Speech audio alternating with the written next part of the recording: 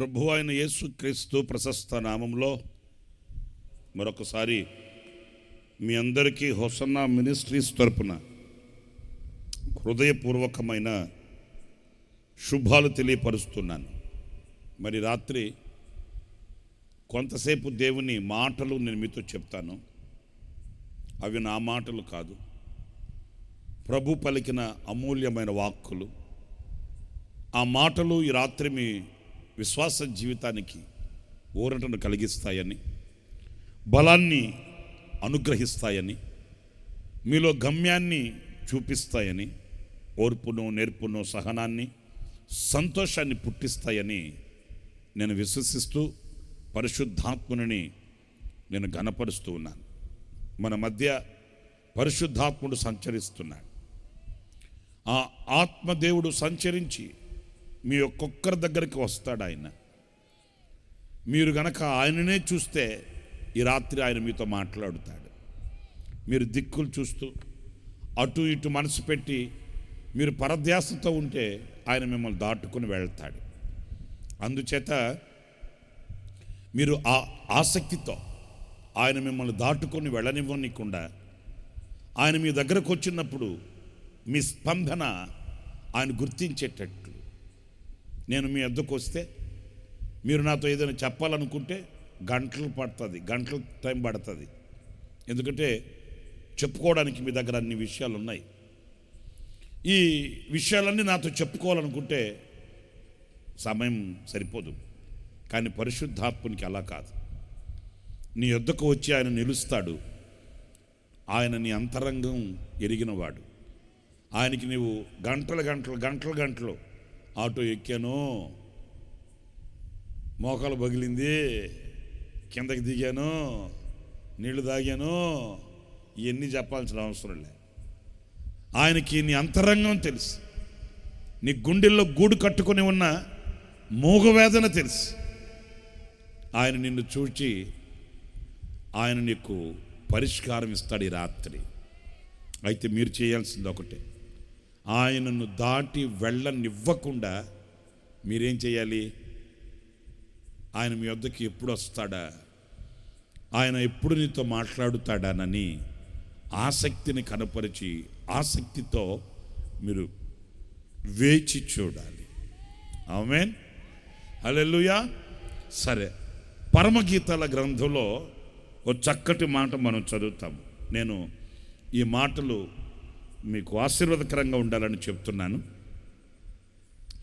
7వ కీర్తన మొదటి మాటల్లోని ఆంతర్యాన్ని మనం గ్రహిస్తే, పరమగీతాల గ్రంథంలో 7వ కీర్తన మొదటి వాక్కులు నేను చదువుతున్నాను.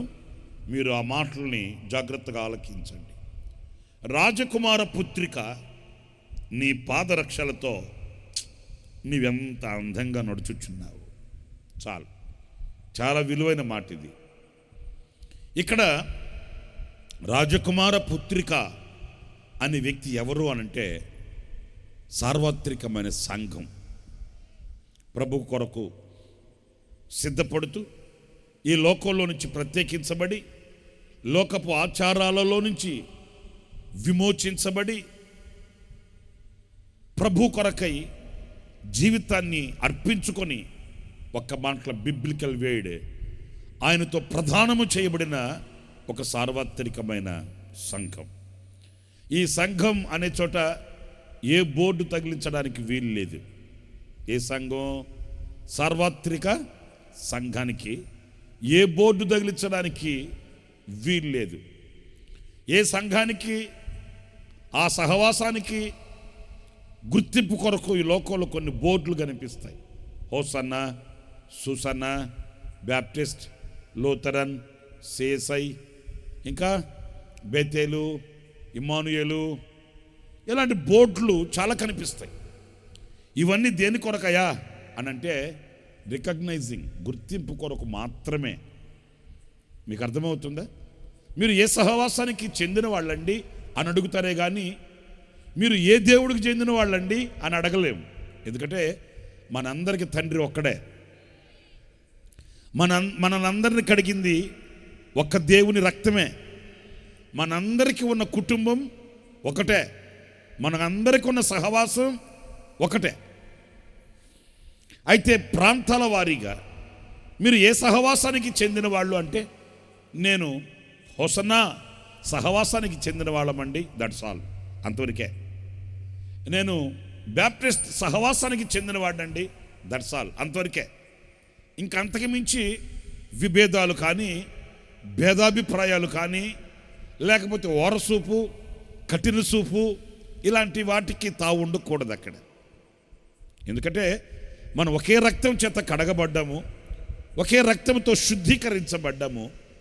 రేపటి రోజున ప్రభు ప్రత్యక్షమైనప్పుడు ఒక్కొక్క సంఘాన్ని పేరు పెట్టి ఆ మొదటి 3 సీట్లలో ఫలానోళ్ళు, ఆ వెనకాల 4 సీట్లలో ఫలానోళ్ళు, ఆ వెనకాల సీట్లో ఆ చిన్న సంఘం వాళ్ళు పిలవండిరా అని ఉండదు. సార్వత్రికమైన ఒక సంఘం ఉంటుంది. ఈ సంఘ సభ్యులు ఎవరయ్యా అనంటే, ఈ ప్రపంచం మీద కనబడుతున్న ఈ సంఘాలన్నింటిలో పరిశుద్ధతలో నుంచి సంపూర్ణతలోనికి దాటిన వాళ్ళు ఉంటారు కదండి, వాళ్ళందరినీ కలిపి ఈ సార్వత్రికమైన సంఘంలో నుంచి ఒక పెళ్లి కుమార్తె సిద్ధమవుతుంది. చప్పట్లు కొట్టండి గట్టిగా, ఆమేన్. వినండి, సంఘాలు వేరు, పెళ్లి కుమార్తె వేరు. అయ్యో ఇదేంటి కొత్తగా చెప్తున్నారేంటండి అంటారేమో. సంఘం వేరు, పెళ్లి కుమార్తె వేరు. సంఘంలో నుంచి, సంఘము అంటే లోకంలో నుంచి ప్రత్యేకించబడింది సంఘం. సంఘంలో నుంచి ప్రత్యేకించబడింది వధువు, పెండ్లి కుమార్తె.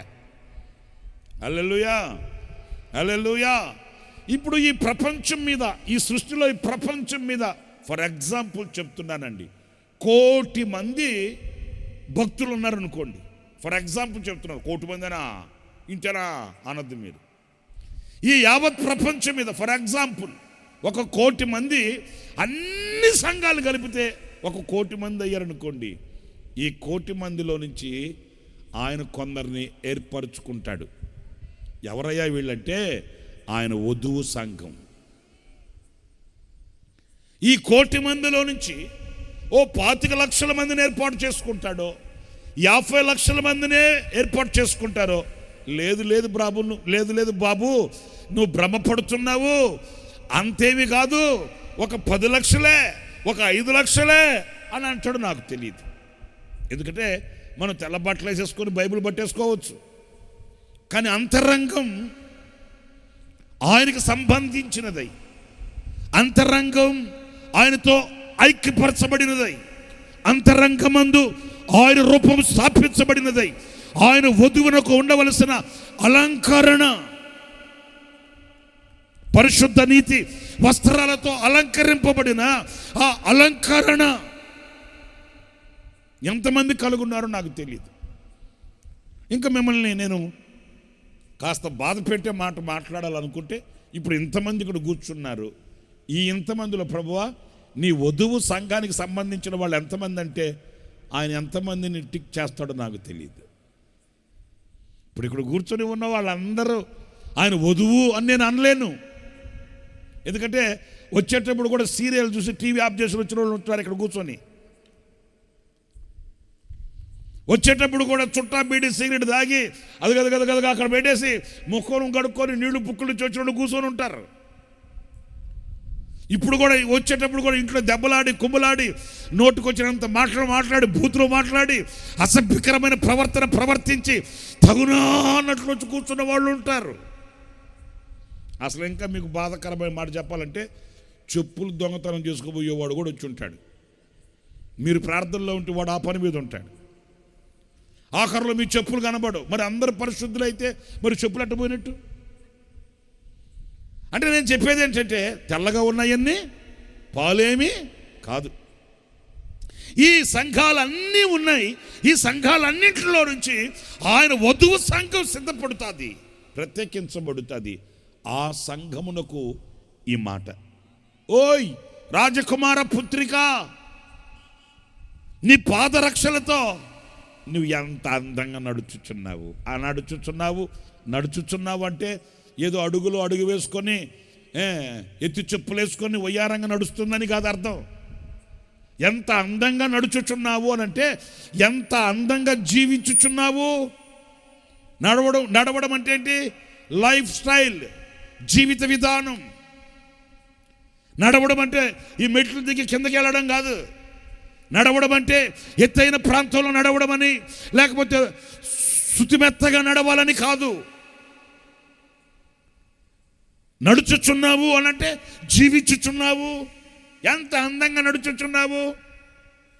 నీ పాదరక్షలతో, సమాధానకరమైన జోళ్లతో, ఈ సమాధానకరమైన చెప్పులు వేసుకొని ఒక సమాధానకరమైన బ్రతుకును చేతబట్టుకొని సమాధానకరమైన జీవితంలో ఎంత అందంగా బ్రతుకుతున్నావు. కొంతమందికి సమాధానకరమైన బ్రతుకంటే తెలియదు. చేతి నిండా డబ్బు ఉంటుంది, ఒంటి నిండా బంగారం ఉంటుంది, ఇంటి నిండా జనం ఉంటుంది, నోటి నిండా తిట్లు ఉంటాయి. వాళ్ళు పలకరించినా కూడా గొడవ వేసినట్టే ఉంటుంది. వేసవిలో గొంతు కారిపోయి నీళ్లు తాగదామని ఎక్కడ లేక, అమ్మా ఒక గ్లాసు మంచినీళ్ళు ఇస్తావా అమ్మా అన్నాం అనుకో, ఎగదిగా చూసి ఆ ఇస్తాంలో కూసో అంటది. ఇక ఆ ముఖం చూడగానే మనకు నీళ్లు కూడా తాగబుద్ధి కాదు.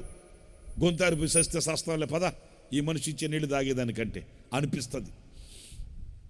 ఎందుకంటే సమాధానకరమైన అనుభవాలు, సమాధానకరమైన బ్రతుకు వాళ్ళకి తెలియదండి. మన ప్రభు అయిన యేసుక్రీస్తు ఎవరు అనంటే సమాధానార్థమైన శిక్షను ఆయన సిలువలో భరించి, మన సమాధానార్థమైన ఆ భారాన్ని, ఆ శిక్షను ఆయన సిలువలో సహించి మనకు ఆయన సమాధానాన్ని చాటి చెప్పాడు. ఆమేన్ చెప్పండి. మనకు ఆయన ఏం ప్రకటించాడు? సమాధానం. ఈ సమాధానంలో 3 రకాలు. ఒకటి, నాలో నాకు సమాధానం, నేను ఎదుటివానితో సమాధానం, నేను దేవునితో సమాధానం. ఈ 3 అనుభవాలు సమాధానం అనే అనుభవాల్లో ఉన్నాయండి. మరలా రిపీట్ చేస్తాను వినండి. సమాధానం అంటే ఒక కోవకు చెందింది మాత్రమే కాదు. నాలో నాకు సమాధానం ఉండాలి, నాకు ఎదుటి వానితో సమాధానం ఉండాలి, నాకు దేవునితో సమాధానం ఉండాలి. ఈ సమాధానార్థమైన ఆ శిక్షని, ఆ శాపాన్ని ఆయన కొట్టివేసి మనకు సమాధానాన్ని ఇచ్చాడు. కానీ ఈ రోజున కొంతమందికి ఆ సమాధానకరమైన బ్రతుకు తెలియదు. మీకు ఉదాహరణలతో కూడా చక్కగా నేను వివరించి చెప్తాను వినండి. ఒకసారి యేసన్న గారు బస్ స్టాండ్లో కూర్చొని ఉన్నాడంట. కూర్చొని ఉంటే ఎవరో ఒక యేసన్న గారికి తెలిసిన ఒక దైవజనుడు బస్ స్టాండ్లో కనబడి ఆయనే వచ్చి యేసన్న గారిని పలకరించి, యేసన్న గారండి ఎలా ఉన్నారండి, చాలా కాలమైంది మిమ్మల్ని చూసి. అలా అనగానే యేసన్న గారు కూడా వెళ్ళి కౌగిలించుకొని, బ్రదర్ ఎలా ఉన్నారు, నేను మిమ్మల్ని చూసుకోవడం చాలా కాలమైంది, అన్ఎక్స్పెక్టెడ్గా కలిసామే, చాలా ఆనందంగా ఉంది అని. సరే, అంతలో అక్కడ ఆ బస్ స్టాండ్లో చైర్స్ ఉంటే అక్కడ కూర్చొని పరిచర్య ఎలా ఉంది, సేవ ఎలా ఉంది, ఆరోగ్యం ఎలా ఉంది అని ముచ్చట పెట్టుకున్నారు. అంతలో 10-15 నిమిషాలు గడవగానే ఆయన అన్నాడంట యేసన్న గారిని, యేసన్న గారండి, నేను మిమ్మల్ని కలవలేదు కానీ మీకోసం ప్రార్థన చేస్తున్నానండి. చాలా సంతోషం అండి. ఎందుకు ప్రార్థన చేస్తున్నానంటే, ఇదిగో మీకు బాగా తెలిసిన పలానా కుటుంబం వాళ్ళు ఉన్నారే, వాళ్ళు మిమ్మల్ని గూర్చి భయంకరమైన మాటలు చెప్తున్నారండి. వాళ్ళు మీరు కనబడ్డప్పుడేమో ఓయ్ వంగి వంగి దండాలు పెడతారు, మీరు కనబడ్డప్పుడేమో ఏదో ప్రేమను ఒలకబోస్తారు, శుతిమెత్తగా మాటల వర్షాన్ని కురిపిస్తారు. కానీ వాళ్ళ గుండెల్లో మీ మీద ఎంత ఈర్ష్య ఉందంటే భయంకరమైన మాటలు చెప్పుకుంటూ తిరుగుతున్నారండి అని వాళ్ళు ఏమని యేసన్న గారి మీద చెప్తున్నారో 2-3 మాటలు చెప్పారంట. యేసన్న గారు అవునా అలాగా, సరే కానీ నేను ఫలానా ఊర్లో మీటింగ్ పెట్టాను, ఆ ఊర్లో మీకు తెలిసిన వాళ్ళు ఉన్నారని తెలిసిందా నాకు, మరి నేను ఆ ఊర్లో మీటింగ్ పెట్టి వాక్యం చెప్పి వచ్చాను, నీవు కూడా ఒకసారి ఆ ఊర్లో మీటింగ్ పెట్టి వాక్యం చెప్తే కొంతమంది రక్షింపబడతారు కదా అని సేవను కూర్చున్న విషయాలు మాట్లాడుతున్నాడంట. సరిగ్గా 1 గంట అయిందంటండి. గంట అయిన తర్వాత ఆ పాస్టర్ గారు యేసన్న గారిని అడుగుతాడంట, యేసన్న గారండి సేవ సంగతి పక్కన పెట్టండి, నాకు కొంచెం క్లారిటీ ఇవ్వండి మీరు, ఏమని ఏంటి అంటే ఆయన అంటాడంట, ఇప్పుడు ఆ ఇంట్లో వాళ్ళు ఆ కుటుంబీకులు మిమ్మల్ని గురించి భయంకరమైన చెడు సమాచారం ప్రచారం చేస్తున్నారని తెలిసింది. నేను మీతో చెప్పా, ఇదిగో ఇట్లా అంటున్నారు, ఇట్లా అంటున్నారు, ఇట్లా అంటున్నారని. మరి మిమ్మల్ని గురించి ఇంత చెడు ప్రచారం వాళ్ళు చేస్తుంటే ఈ సంగతి నేను మీతో చెప్తే కనీసం మీరు చెల్లించలేదేంటి? కనీసం మీలో చలనం రాలేదేంటి? అవునా, ఇట్లా అన్నారా, అట్లా అన్నారా, అవునా, దుర్మార్గులు, వాళ్ళ సంగతి నేను, వాళ్ళ గుట్టు నేను బయట పెట్టనా, వాళ్ళ సంగతి నేను చెప్పనా, వాళ్ళ బతుకేంటో నేను విప్పనా, వాళ్ళలో ఉన్న భక్తి ఏంటో, వాళ్ళలో ఉన్న బలహీనత ఏంటో, వాళ్ళలో ఉన్న భక్తిహీనత ఏంటో నన్ను అడుగు చెప్తా. నన్ను గురించి వాళ్ళేం చెప్పేది? ఇట్లాంటి మాటలు మీరేం మాట్లాడలేదు. ఏదే నేను చెప్తుంటే విన్నారు, మళ్ళీ సేవను గురించి మాట్లాడు, ఏంటి మీకు బాధ అనిపించలేదా అన్నాడంట. ఇప్పుడు నేను చెప్పే మాట వినండి. అప్పుడు యేసన్న గారు పక్కున్నవి అన్నాడంట, బ్రదర్ నేను ఒక చిన్న విషయం చెప్తాను విను. ఇప్పుడు నా దేవుడు, నా ప్రభు అయిన యేసుక్రీస్తు నాకు ఇచ్చిన సమాధానం ఎలాంటిదంటే, వెండి బంగారముల వలన కొనబడినది కాదు.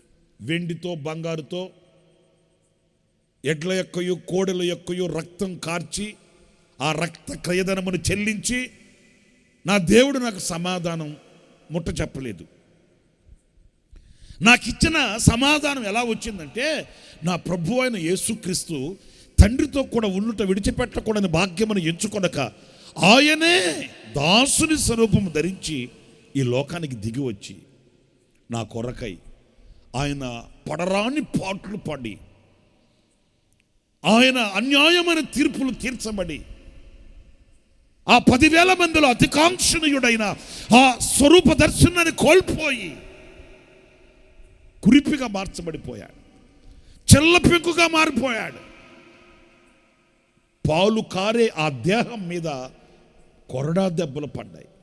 వీపు నాగటి చాలు వలె దున్నుతుంటే ముఖం మీద ఉమ్మి వేసి పరిహసించి అపహసించి ఆయన నెత్తి మీద కిరీటాన్ని పెట్టి ముళ్ళకర్రతో నొక్కి ఒక్కి ఆయనను వేధించి బాధించి హింసించుచుంటే మాటైన పలుకకుండా ఏ యెరూషలేము పురవీధులలో అద్భుతాలు చేశాడో, ఏ యెరూషలేము పురవీధులలో మహత్కార్యాలు చేశాడో, ఏ యెరూషలేము పురవీధులలో పాపిని రక్షించి పాపాన్ని ద్వేషించి ఆయన సమాధానాన్ని ప్రకటించాడో, అదే యెరూషలేము పురవీధులలో సిలువను మోసుకుంటూ కపాలం అనే స్థలం దాకా వెళ్ళి ఆ ఎత్తైన శిఖరముపై ఎర్రని రక్తం కార్చి ఆకాశానికి భూమికి మధ్య వ్రేలాడి ఆ సిలువలో ఆయన ప్రాణాన్ని కోల్పోయి ఆయన సమాధి చేయబడి ఆయన మరలా నాతో ఇమ్మానుయేలు దేవుడిగా ఉండడానికి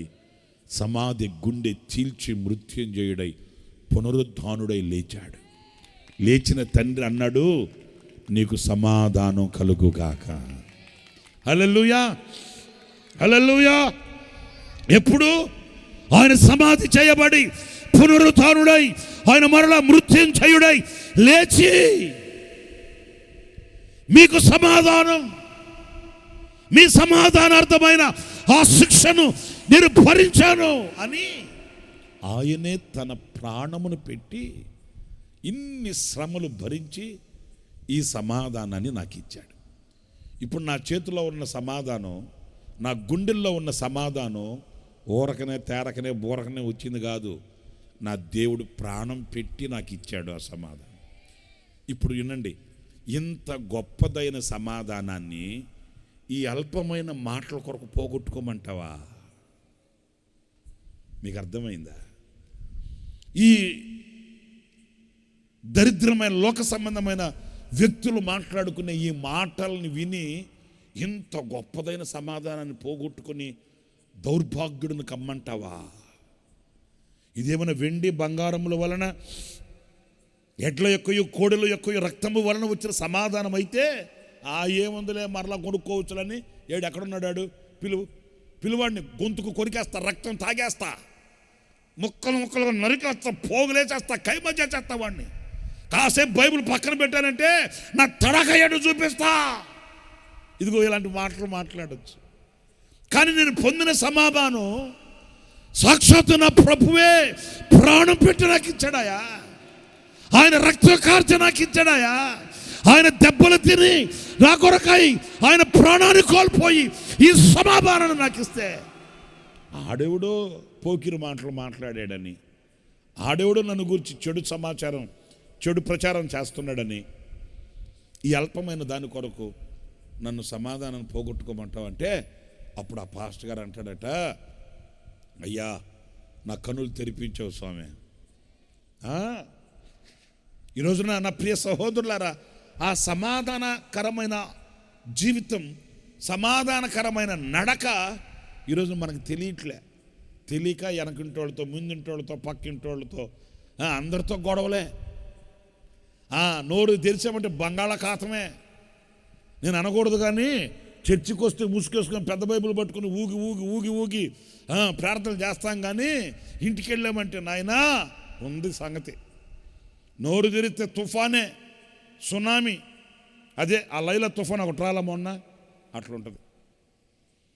నా ప్రియమైన సహోదరులారా, ఇక్కడ తన సంఘాన్ని, ఆయన వధువు సంఘాన్ని ఎలా ప్రశంసిస్తున్నాడో తెలుసా? ఓ రాజకుమార పుత్రిక, నా రూపములో చేయబడిన నా సంఘమా, నా రక్తంతో కడగబడిన ప్రియ సంఘమా, నీ పాదరక్షలతో నువ్వు ఎంత అందంగా నడుస్తున్నావు, నీ నడక ఎంత సంతోషదాయకం. నా ప్రియ సహోదరులారా, ఈ రాత్రి ఒక ప్రశ్న నేను మిమ్మల్ని అడుగుతున్నాను. ఆయనకు ఆనందం కలిగించేటట్లు నడుస్తున్నామా? ఆయనకి ఉల్లాసం, లేకపోతే మనం చూసి సంతోషం పొంగేటట్లు నడుస్తున్నామా? లేకపోతే మన నడకను చూచి ఆయన దుఃఖిస్తున్నాడా? వినండి మీరు, మన నడక, మన ప్రవర్తన, మన జీవిత విధానం ఆయనకు వేదన కలిగిస్తుందా, సంతోషాన్ని కలిగిస్తుందా? నడవడం అంటే ఏంటి? జీవించడం అంటే ఏంటి? ఎలాగా? మీరు పరిశుద్ధ గ్రంథంలో ఒక మాట మీరు చదువుతారు. దావీదును గూర్చి రాజుల మొదటి గ్రంథం 15వ అధ్యాయం 4-5 వాక్యాల్లో దావీదును గురించి వ్రాస్తే మనం చదువుతాం ఆ మాటల్ని. చూడండి, దావీదు హిత్తీయుడైన ఊరియా సంగతి యందు తప్ప తన జీవిత దినములన్నీ యెహోవా దృష్టికి, అందరు చెప్పండి, ఎలా నడిచాడంటే అతను, నాకు వినిపించట్లేదు, అందరు చెప్పండి. తన జీవిత దినములన్నీ ఎలా నడిచాడంట, ఎలా జీవించాడంట, ఎలా బ్రతికాడంట. ఆ ఒక్క డాట్, ఆ ఒక్క మచ్చ, ఆ ఒక్క అవిధేయతను ప్రక్కన పెడితే అతని జీవిత దినములలో అతడు యథార్థతను విడువక నడిచినవాడు. అంటే నడవాలి, జీవించాలంటే ఎలా జీవించాలి, ఎలా నడవాలి? ఈ వాక్యం చెప్తుంది. అందంగా యథార్థత కలిగి మనం నడవాలంటండి. మన నడక అందంగా ఉండాలంటే, మన బ్రతుకు అందంగా ఉండాలంటే, మన జీవిత విధానం సౌందర్యంగా ఉండాలంటే ఆ జీవిత విధానం ఎలా ఉండాలి? యథార్థంగా ఉండాలి. అందరు నా వైపు చూడండి. యథార్థత లేని నడక ఎట్టుంటుందంటే వంకర టెంకరగా ఉంటుంది. మన భాషలో మాట్లాడుకుందాం కాసేపు, మన వాడుక భాషలో ఎలా ఉంటుందండి? యథార్థత లేని జీవితం, యథార్థత లేని బ్రతుకు, యథార్థత లేని నడక ఎలా ఉంటుందంటే వంకర టెంకరగా ఉంటుంది. వంకరతనం, ఎక్కడ యథార్థత కనిపించదు. ఈరోజు మాట్లాడిన మాట రేపు ఉండదు, రేపు మాట్లాడిన మాట మర్నాడు ఉండదు. సంఘంలో చెప్పిన సాక్ష్యం సమాజంలో ఉండదు, సమాజంలో ఉండే మాటలు సంఘంలో ఉండవు. అర్థమవుతుందండి? ఇంట్లో ఏమో టైటసో నాయనా నా ముద్దులు కొడుగా అంటది, బళ్ళోకి వెళితే వెంకటేశో నేను రాలేదేవిడ స్కూల్కే అంటారు వాళ్ళు. అంటే ఇంట్లో ఏమో టైటసు, బళ్ళో ఏమో వెంకటేశు. మళ్ళీ చర్చికి వచ్చారంటే గంట కొట్టేది వీళ్ళే, చర్చికి వచ్చారంటే సెలవు పెట్టేది వీళ్ళే, మళ్ళీ చర్చికి వచ్చారంటే సాక్ష్యాలు చెప్పేది వీళ్ళే. వంకరితనం, యథార్థత లేని బ్రతుకు, యథార్థత లేని జీవిత విధానం ఆయనకు ఆనందం కాదదే. దేవుని వాక్యం అంటుంది, నీవు ఉంటే చల్లగా ఉండు, లేదంటే తెలీదా? మీరు ఇప్పుడు చదవలేదు వాక్యం? ఉంటే చల్లగానన్నా ఉండు, లేకపోతే వెచ్చగానన్నా ఉండు. అట్లా అన్నానని బైబిల్ పక్కన పెట్టి, పాటల పుస్తకం పక్కన పెట్టి చల్లగా కూడా ఉండొచ్చు అంట. మనమేం ఆత్మలో వైరాగ్యం కలిగి ఉండాల్సిన అవసరం లేదంట. కాళ్ళు దాపుకొని కూడా కూర్చోవచ్చంట, గడ్డం కింద చేతులు కూడా పెట్టుకోవచ్చంట, వచ్చేటప్పుడు కురుకురు ప్యాకెట్లు కూడా తెచ్చుకోవచ్చంట, చెనక్కాయ ముద్దలు కూడా తెచ్చుకోవచ్చంట, ఏదో గుంజ కానుకొని తింటా, వాక్యం వింటా, నిద్రపోవచ్చంట, ప్రార్థన అని చెప్తే మోకాళ్ళు వేసి 1/2 లీటర్ జొల్లు గార్చచ్చంట. నేను చెప్తున్నానండి, మనాళ్ళకి ఒక మాట క్లూ ఇస్తే చాలుగా. మీరేం ఆత్మలో వైరాగ్యం కలిగి ఏం మండుతుండాలి అనే అవసరం లేదు, చల్లగా కూడా ఉండొచ్చు అంట. రమేష్ పాస్టర్ గారు కూడా వేదిక మీద చెప్పాడు, అంచేత మనం చల్లగా కూడా ఉండొచ్చు అంట, ఇంత వైరాగ్యం మనకు అవసరం లేదంట అని చెప్పి కానుక కొరకు తెచ్చిన డబ్బులు కూడా జోబులో వేసుకొని, బ్యాగులో వేసుకొని, పద ఇంటికి పద, రేపు పోతాం కాయగూరలకు వస్తాయి, పద, ఏమంత వైరాగ్యం అవసరం లేదంట రమేష్ అన్న చెప్పాడుగా అని కాదు. అంటే వాక్యం చెప్పేది ఏంటంటే, నువ్వు బ్రతికితే యథార్థంగా బ్రతుకు, అంతేగాని నటించకు. లేదా పాపములో ఉన్నావా, అవిధేయతలో ఉన్నావా, అక్రమములో ఉన్నావా, ప్రభువా నేను పాపిని అని ఒప్పుకో. అంతేగాని పాపములో ఉండి పరిశుద్ధిని గాను, అక్రమములో ఉండి నీతిమంతుని గాను, లేకపోతే లోకములో ఉండి పరలోక సంబంధిగా నటించకు. నా ప్రియమైన సహోదరుడా, నా ప్రియమైన సహోదరి, నీ అంతరంగాన్ని చూచే దేవుడికి ఏమి మప్పి పెట్టలేవు, ఏది మరుగు చేయలేవు. ఆయన నీ హృదయాన్ని తేట తెల్లగా చూస్తాడు. అవునంటే అవునని, కాదంటే కాదన్నట్టు. మీకు ఇంకా నేను నా ఆత్మీయ తండ్రి దైవజన్ లేసన్న గారి అనుభవాల్ని మిక్స్ చేస్తూ చెప్తాను, వినండి. ఎందుకంటే ఏమా యేసన్న గారి అనుభవాలు చెప్తాను, క్యూర్ అనుభవాలు చెప్పవా అని అంటావేమో. నాకు ఒక తెలిసినప్పటి నుంచి నేను ఉన్నది ఆయన దగ్గరే. నాకు ఇంకా వేరే అనుభవాలు నాకెట్ట తెలుస్తాయి ఏంటి? నాకు ఒక తెలిసినప్పటి నుంచి పెరిగింది ఆయన దగ్గరే, పరిచర్యను నేర్చుకుంది ఆయన దగ్గరే. మాకు ఈ పరిచర్యను నేర్పించి పవిత్రతని, సేవ అనుభవాలని ఉగ్గుపాలతో నేర్పింది ఆయనే. మరి ఆయనతో నడిచినప్పుడు ఆయన అనుభవాలు కాకుండా నేను అలెగ్జాండర్ అనుభవాలు నేనే ఆడ చెప్పేది.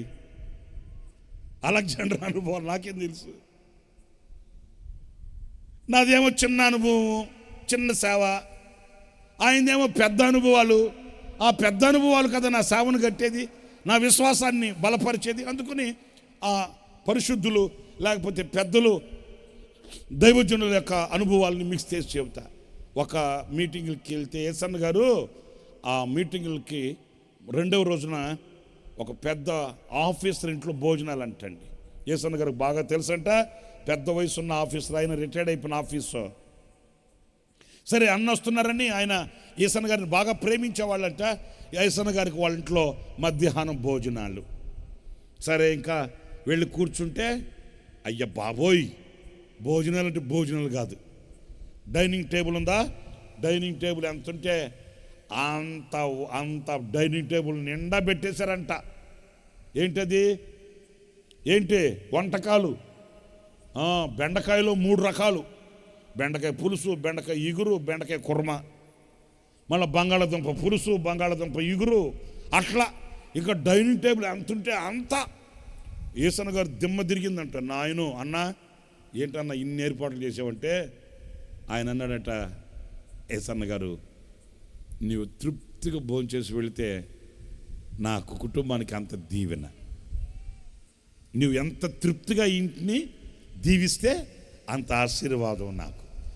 ఎన్ని తినాలని కాదు, నీకు ఏది నచ్చితే అది తినాలంతే. ఏది నచ్చితే తృప్తిగా తిని భోంచేసి నీవు చల్లని దీవెనలు నా ఇంట్లో నిలిపి వెళ్ళవయ్యా, నీ దీవెనలు నాకు కావాలయ్యా అని ఆయన సంబరపడ్డాడంట. ఇక సరే మీకు కూడా నోరు ఊరుతుంది ఎన్ని చెప్పేసరికి. ఇంకా కూర్చొని యేసన్న గారు అన్నీ తింటాడేంటి, ఆయనకు కావాల్సినవన్నీ ఒక్కొక్కటి అది కొంచెం ఇది కొంచెం అది కొంచెం వేసుకొని తిన్నాడు. సరే అయిపోయిందా? ఆఖరిలో ఆ ఆఫీసర్, పెద్ద వయసు ఉన్నాయనంట, రిటైర్డ్ అయిపోయిన ఆఫీసర్ ఆయన, వెంటనే భార్యని పిలిచానంట, ఇదా అది తీసుకుని రా అన్నాడంట. ఏంటి అని చూస్తుంటే యేసన్న గారు ఆవిడ ఆ తల్లి లోపలికి వెళ్ళి ఫ్రిడ్జ్లో నుంచి ఇంత పెద్ద డీస్ నిండా ఐస్ క్రీమ్ అంటండి. అది ఏంటి, వేసవి కాలం మీటింగ్లకి వెళ్ళాడు యేసన్న గారు, ఐస్ క్రీమ్ ఇంత పెద్ద డీస్లో బాగా ఫ్రిడ్జ్లో పెట్టింది, ఫ్రెష్గా ఫ్రూట్ సలాడ్ ఇంకా తీసుకుని వచ్చి టేబుల్ మీద పెట్టిందంట.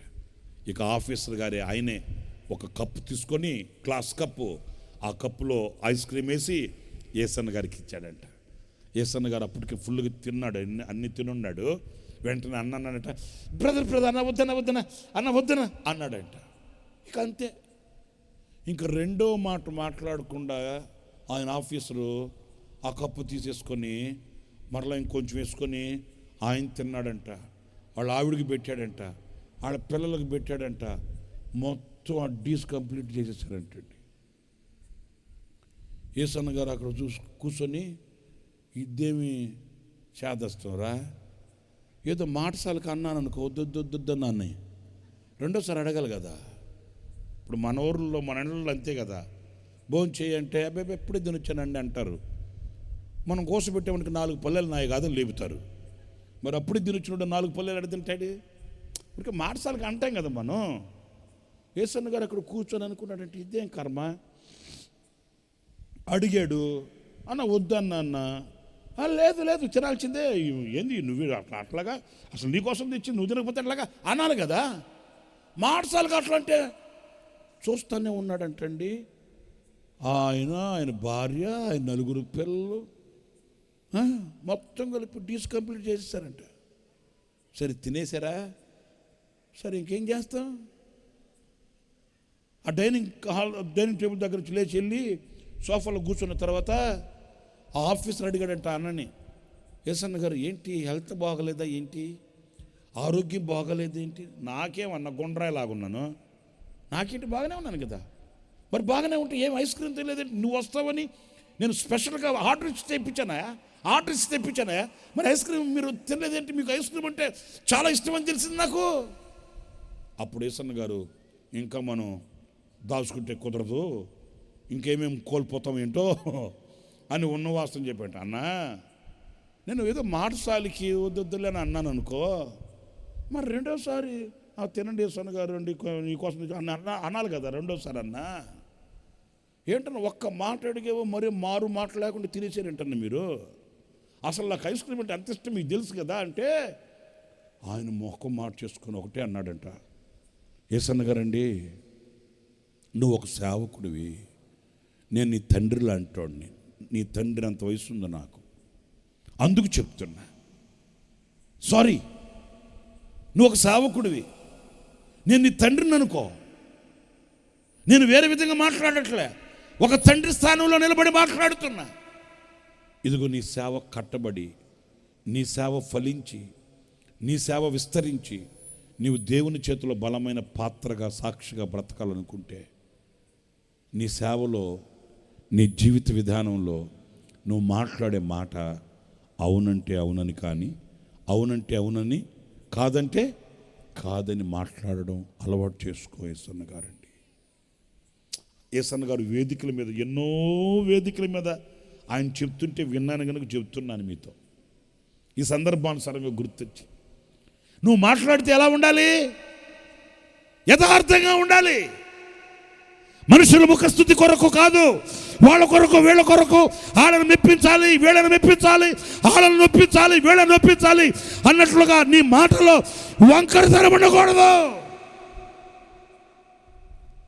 నీ సేవ కట్టబడాలి, నీ జీవితం ఆశీర్వదించబడాలి, నీ యొక్క ప్రయత్నాలు సఫలం కావాలి, నీ జీవిత విధానం నీ తండ్రికి ఆనందంగా ఉండాలంటే నీ మాటలో వంకరతనం ఉండకూడదు. ఇశ్రాయేలులో ఏ దోషము లేదంట, యాకోబులో ఏ వంకరతనము లేదంట. ఎందుకని? ఎందుకని? ఒకవేళ అతడు మోసగాడు అయినప్పటికీ దేవుడు అడిగాడు, యాకోబు నీ పేరేంటో చెప్పబోయా. అట్లా అంటే నేనా కోట్లు నోట్లు సంపాదించుకున్నా, ఆస్తిపాస్తులు సంపాదించుకున్నా, నేను మూటలు కట్టుకొని మోసుకొచ్చుకుంటున్నా, దాసదాసులు ఉన్నారు, నేను ఐశ్వర్యవంతుడిని అని అనలేదు. అయ్యా నేను ఎంత ఐశ్వర్యవంతుడినైనా నేను మోసగాడిని ఒప్పేసుకున్నాడు అంతే. అర్థమవుతుందా? నేను ఎంత కూడగట్టుకొని మూట కట్టుకొని ఎనపెట్లు తొక్కు పెట్టుకుని భుజాల మీద మోసుకొచ్చుకుంటున్నా, సిరి సంపదలు కలిగిన ఐశ్వర్యవంతుడినైనా నేను మోసగాడిని. నా పేరు యాకోబే. కొత్త పేరు అని చెప్పేది నేను నీకు. పేదరికంలో ఉన్నానని ఫిలిప్పు అని పేరు పెట్టుకొని ఐశ్వర్యంలో వచ్చినంత మాత్రాన నేను మరలా నా పేరు మార్చేసుకున్నానని చెప్పేది. కొందరు ఉన్నారండి, కొంతమంది ఉన్నారండి. పేరు క్రైస్తవులు పేరు పెట్టుకుంటే లోకంలో క్రైస్తవులని వేరే విధంగా మమ్మల్ని చూస్తారు అనుకొని. మీకు అర్థమవుతుందా? చర్చిలో ఏమో ఇంట్లో ఏమో అనకూడదు, కానీ నేను విన్నాను గురించి చెప్తున్నానండి. భక్తి కలిగిన వాడు ఒకప్పుడు, మీకు బాధాకరమైన విషయం చెప్పాలంటే, ఒక ఆయన ఏమి అంటే ఒల్లిస్తాడో మాటలు. తర్వాత నేను ఆయన అడిగాను, బ్రదర్ మీరు బాప్తిసం పొందారా అని. పొందలేదన్నాడు. మీరు క్రిస్టియన్ ఫ్యామిలీ అన్నాను. ఏం చేయాలో అర్థం కాక, ఇక దాటుకొని పోలేక, ఇక దాటలేక అవునండి అన్నాడు. మరి నేను అన్నాను, మరి క్రిస్టియన్ ఫ్యామిలీ అయ్యుండి మీ అమ్మగారు మీ నాన్నగారు క్రైస్తవుడు అయ్యుండి మరి ఈ పేరు పెట్టారేంటి అన్నాను. రాము అని పెట్టుకొని ఉన్నాడు. మరి ఈ పేరు పెట్టారేంటండి బాబు, మీ అమ్మగారు మీ నాన్నగారేమో మరి క్రైస్తవులు అంటున్నావు కదంటే, అసలు సంగతి ఏంటో తెలుసా? ఆయన అసలు పేరు అబ్రామ్ అంట. ఎంత కుయుక్తి అండి! అసలు పేరేమో అబ్రామ్ అంట. అందుచేత ఇప్పుడు ఆయన వ్యాపారంలో, ఆయన చేతి పనులలో, ఆయన వ్యాపారం ప్రబలాలంటే, ఆయన వ్యాపారం విస్తరించాలంటే ఈ పేరుంటే కుదరదని ముందుండే 2 అక్షరాలు తీసేసుకొని రాము అని పెట్టుకున్నాడంట. నేను అన్నాను, నీ ఐశ్వర్యం దేవుని దగ్గరికి తీసుకుని వెళ్ళదు. కుయుక్తితో వంచనతో నువ్వు సాధించిన సంపాదించిన ఏది కూడా నీకు క్షేమాన్ని కలుగు చేయదు. ఎందుకని? నీవు దేవుని ఎదుట యథార్థంగా నడిచిన వాడివి కాదు కనుక. ఆ యథార్థత లేని ఆ వంకరితనం నీకు అది నాశనానికి లేకపోతే నరకాగ్నికి తీసుకుని వెళుతుందే కానీ దేవుని దీవెనకు నిన్ను నడిపించదు. వాక్యంలో మీరు చాలా చదువుతారు. ఒకటేంటి, మీరు చూడండి 112వ కీర్తన, 112వ కీర్తన 2, 3, 4 వాక్యాలు చూడండి. వాని సంతతి వారు భూమి మీద ఉన్నాయా బైబిల్ ఆ మాటలు? చదువునైనా చదువుతాముడా. 2వ వాక్యంలో ఏముంది? వాని సంతతి వారు భూమి మీద. ఎవరండి బలవంతులు అయ్యేది? 6 లక్షలు బోర్న విట. ఇంకా బలవంతులు ఏమేమి తింటారు? పొద్దున ఒక 5 గుడ్లు, మధ్యాహ్నం ఒక 10 గుడ్లు, రాత్రికి ఒక 25 గుడ్లు, ఒక 25 చపాతీ, 2 కేజీల కుర్మా, ఉదయాన్నే రోడ్ల పరిగెత్తి కుస్తీ. వాళ్ళ బలవంతులు అయ్యేది కాదంట. ఎవరి సంతతి వారు బలవంతులు అవుతారంటే, ఈ యథార్థవంతుల సంతతి వారు భూమి మీద బలవంతులు అవుతారంట. వారు వంశపు వారు దీవించబడతారట. కలిమియు సంపద వాని ఇంట. మీరు చెప్పండి, ఎవరింట్లో ఉంటుంది కలిమి సంపద? ఈ ఏషాలేసి, ఈ మబ్బి పెట్టి, ఇక్కడ ఒక విధంగా అక్కడ ఒక విధంగా. హలో, ఏంటి మీరంతా సీరియస్ అయిపోయారేంటి? ఇక్కడ ఒక విధంగా అక్కడ ఒక విధంగా. నాకెందుకు ఇప్పుడు ఒక మాట గుర్తొచ్చింది, చెప్పనా వద్దా? మీరేం బాధపడరుగా? మాట్లాడండి స్వామి, చెప్పనా వద్దా? మీరు బాధపడరుగా? మరి నేను చెప్తే మీరు బాధపడకపోతే నేను చెప్పి ప్రయోజనం ఏంటి? మేమేమైనా చెప్పుకో, మాకేం బాధ కలగదు. దొండపోతు మీద వర్షం కురిసినట్టే నువ్వు చెప్పుకుంటా ఉంటా, మేము వింటా ఉంటాం, ఇసురుకుంటా ఉంటాం, కసురుకుంటా ఉంటాం అనుకుంటే నేను చెప్పేది ఏముంది? మీరు బాధపడతానంటే చెబుతా. బాధపడతారా లేదా? మీరు మాట్లాడరు ఏంటారా నాయన? ఇలా బాధపడతారా లేదా? బాధపడతారా? Very good. మీరు బాధపడాలి, మీకు పశ్చాత్తాపం కలగాల, మీకు చింతన కలగాల, మారు మనసు రావాలి. మేము 12 సంవత్సరాల నుంచి చర్చకు వస్తుంటే ఇంకా మారు మనసు అంటావేంటి? మారు మనసు అనేది ఒక పూటకే కాదు. అడుగడుగున నీ మనసుని కట్టుకోవాలి, నీ నడుము కట్టుకోవాలి, పూర్ణతలోనికి సాగి వెళ్ళాలి. ఇప్పటికే నేను జయించేసానని, నేను జయవీరుని అయిపోయానని నేను అనుకోవట్లేదని పరిశుద్ధుని పౌలు చెప్పాడు. దేని నిమిత్తమైతే నేను పట్టబడుతున్నా దానిని పట్టుకున్న వాళ్ళని ఓర్పుతో నెరుపుతో నా వెనకున్న వాటిని విడిచి ముందున్న ఓట కొరకు నేను వేగిరి పడుతున్నాను అని చెప్పాడు. ఏమున్నాయా వెనక అంటే అద్భుతాలు చేశా, మహత్కార్యాలు చేశా, కుంటోళ్ళకి స్వస్థత కలిగింది, గుడ్డోళ్ళకి స్వస్థత కలిగింది, నా పరిచర్యలో ఎన్నో ఆశ్చర్యమైన కార్యాలు జరుగుతున్నాయి. ఇవన్నీ జరిగినందువలన నేను వీరుడినైపోయా, సూర్యుడినైపోయా అని మీసాల మేలేసి కాలు రగరేయట్లే. ఆ వెనకున్న వాటిని మరిచి ఇంకా నేను చేయవలసింది ఏంటి అని ముందుకెళ్తున్నా. వింటున్నారా? మీరు బాధపడాలి. ఒక ఫ్యాన్సీ స్టోర్లోకి ఏదో కొనుక్కుందామని వెళ్ళాడంటే యేసన్న గారు. వెళ్తే ఆయన పాపం తల దించుకొని ఆ ఫ్యాన్సీ స్టోర్లోకి వెళ్ళిపోయి ఆ ఫ్యాన్సీ స్టోర్లో అలా తలెత్తగానే అన్న ఎదురుగా ఒక ఆమె నిల్చొని ఉందంట. ఆమె ఎవరో కాదు, మన చర్చికి వచ్చి ఆమె. ఎప్పుడైతే అన్న లోపలికి వెళ్ళిపోయి తలెత్తాడో యేసన్న గారిని చూడగానే ఆమె వందనాలండి యేసన్న గారు రండి అనిందంట. మరి ఈమె ఎవర్రా? మామూలుగా వందనాలు ఎట్ట పెడతాం మనం? అయ్యగారు వందనాలండి అంటాం. ఇప్పుడు కొత్తగా ఇంకొక ట్రెండ్ వచ్చిన్నారండి, కొత్త ట్రెండ్. వాళ్ళు చేతులు కూడా జోడించట్లే. అయ్యేం వందనాలు మనకు అర్థం కావట్లేదు, కానీ ఇప్పుడు చేతులు జోడించి అయ్యగారు వందనాలు కూడా అన్నట్లే. అదేంటి మనకు అర్థం కావట్లే. సోకు ఎక్కువైపోయింది ఈ మధ్య. మీరు ప్రేమతో ఒకరినొకరు వందనాలు చెప్పుకోనండి అని వాక్యంలో వ్రాస్తుంది. ఇప్పుడు వందనాలను నోడుతో అనట్లే, చేతులు జోడించి కూడా అనట్లే. కొత్త ట్రెండ్ కదా. ఏదో ఆదాబు వస్తే సలాము లేకు అన్నట్టు. ఆమె యేసన్న గారిని చూసి వందనాలండి యేసన్న గారు అండి అనిందంట. ఈ వందనాలు ఎక్కడ చూడలేదేంటి? ఆమె తీర్ణంగా చూస్తే ఏమిలే. ఆమె చర్చిలో ఏమో సాదా మొహం. మీకు అర్థమైనట్టుంది. ఇప్పటికీ చర్చిలో సాదా మొహం ముందున్న 3 లైన్లో కూర్చొని అబ్బా అంటుంటుంది. ఇప్పుడేమో ఆమె డ్యూటీ నుంచి వస్తా ఫ్యాన్సీ స్టోర్కి వెళ్ళినట్టుంది. ఇంత పొడుగు ₹1 అంత పెట్టిందంట. ఇప్పుడు అన్ఎక్స్పెక్టెడ్గా యేసన్న గారు ఎదురు ఇచ్చేసరికి ఇప్పుడు చర్చిలో ఏమో సాదా మొఖం, ఇక్కడేమో సారల మొఖం వేసుకుని కనబడితే ఇక రేపు ఆదివారం రోజు మొదటి పాయింట్ మందే ఉంటుందేమో అనుకొని ఎట్లా చేయాలి, ఏం చేయాలి అర్థం కాక ఆ పెట్టిన బొట్టు తుడిపియాలని. ఇప్పుడు పెట్టుకోవాలనుకుంటే పెట్టుకో బొట్టు. దేవుడినితో మాట్లాడేంతవరకు నీలో ఆ మార్పు వచ్చేంతవరకు ఉంచుకో. లేదు నీకు మార్పు వచ్చి పశ్చాత్తాపం కలిగి దాని మీద నీకు విరక్తి కలిగి దరిద్రం ఈ బతుకు నాకెందుకు అనిపించిందా తీసేయి. అంతేగాని అక్కడ ఇక్కడ ఎవడుండమన్నాడు నిన్ను? ఎవడుండమన్నాడు చెప్పు? నీకు విరక్తి కలిగిందా? ఇక మరలా దాని వైపు చూడకు. లేదు నీకు ఇంకా వాటి మీద ఆశ చావలేదా? దేవునికి మోసం చేయకు, దేవునికి మోసం చేయకు, దగా చేయకు. ఏం చేయాలి అర్థం కాక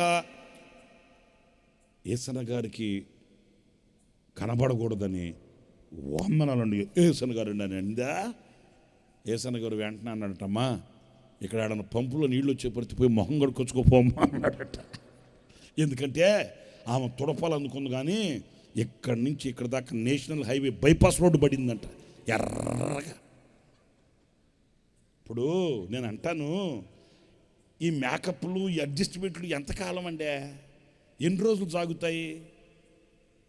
ఎన్ని రోజులు సాగుతాయండి? రాసిన రంగు రాలక తప్పదు, పూసిన పువ్వు వాడక తప్పదు, బతుకు బయట పడక తప్పదు కదా.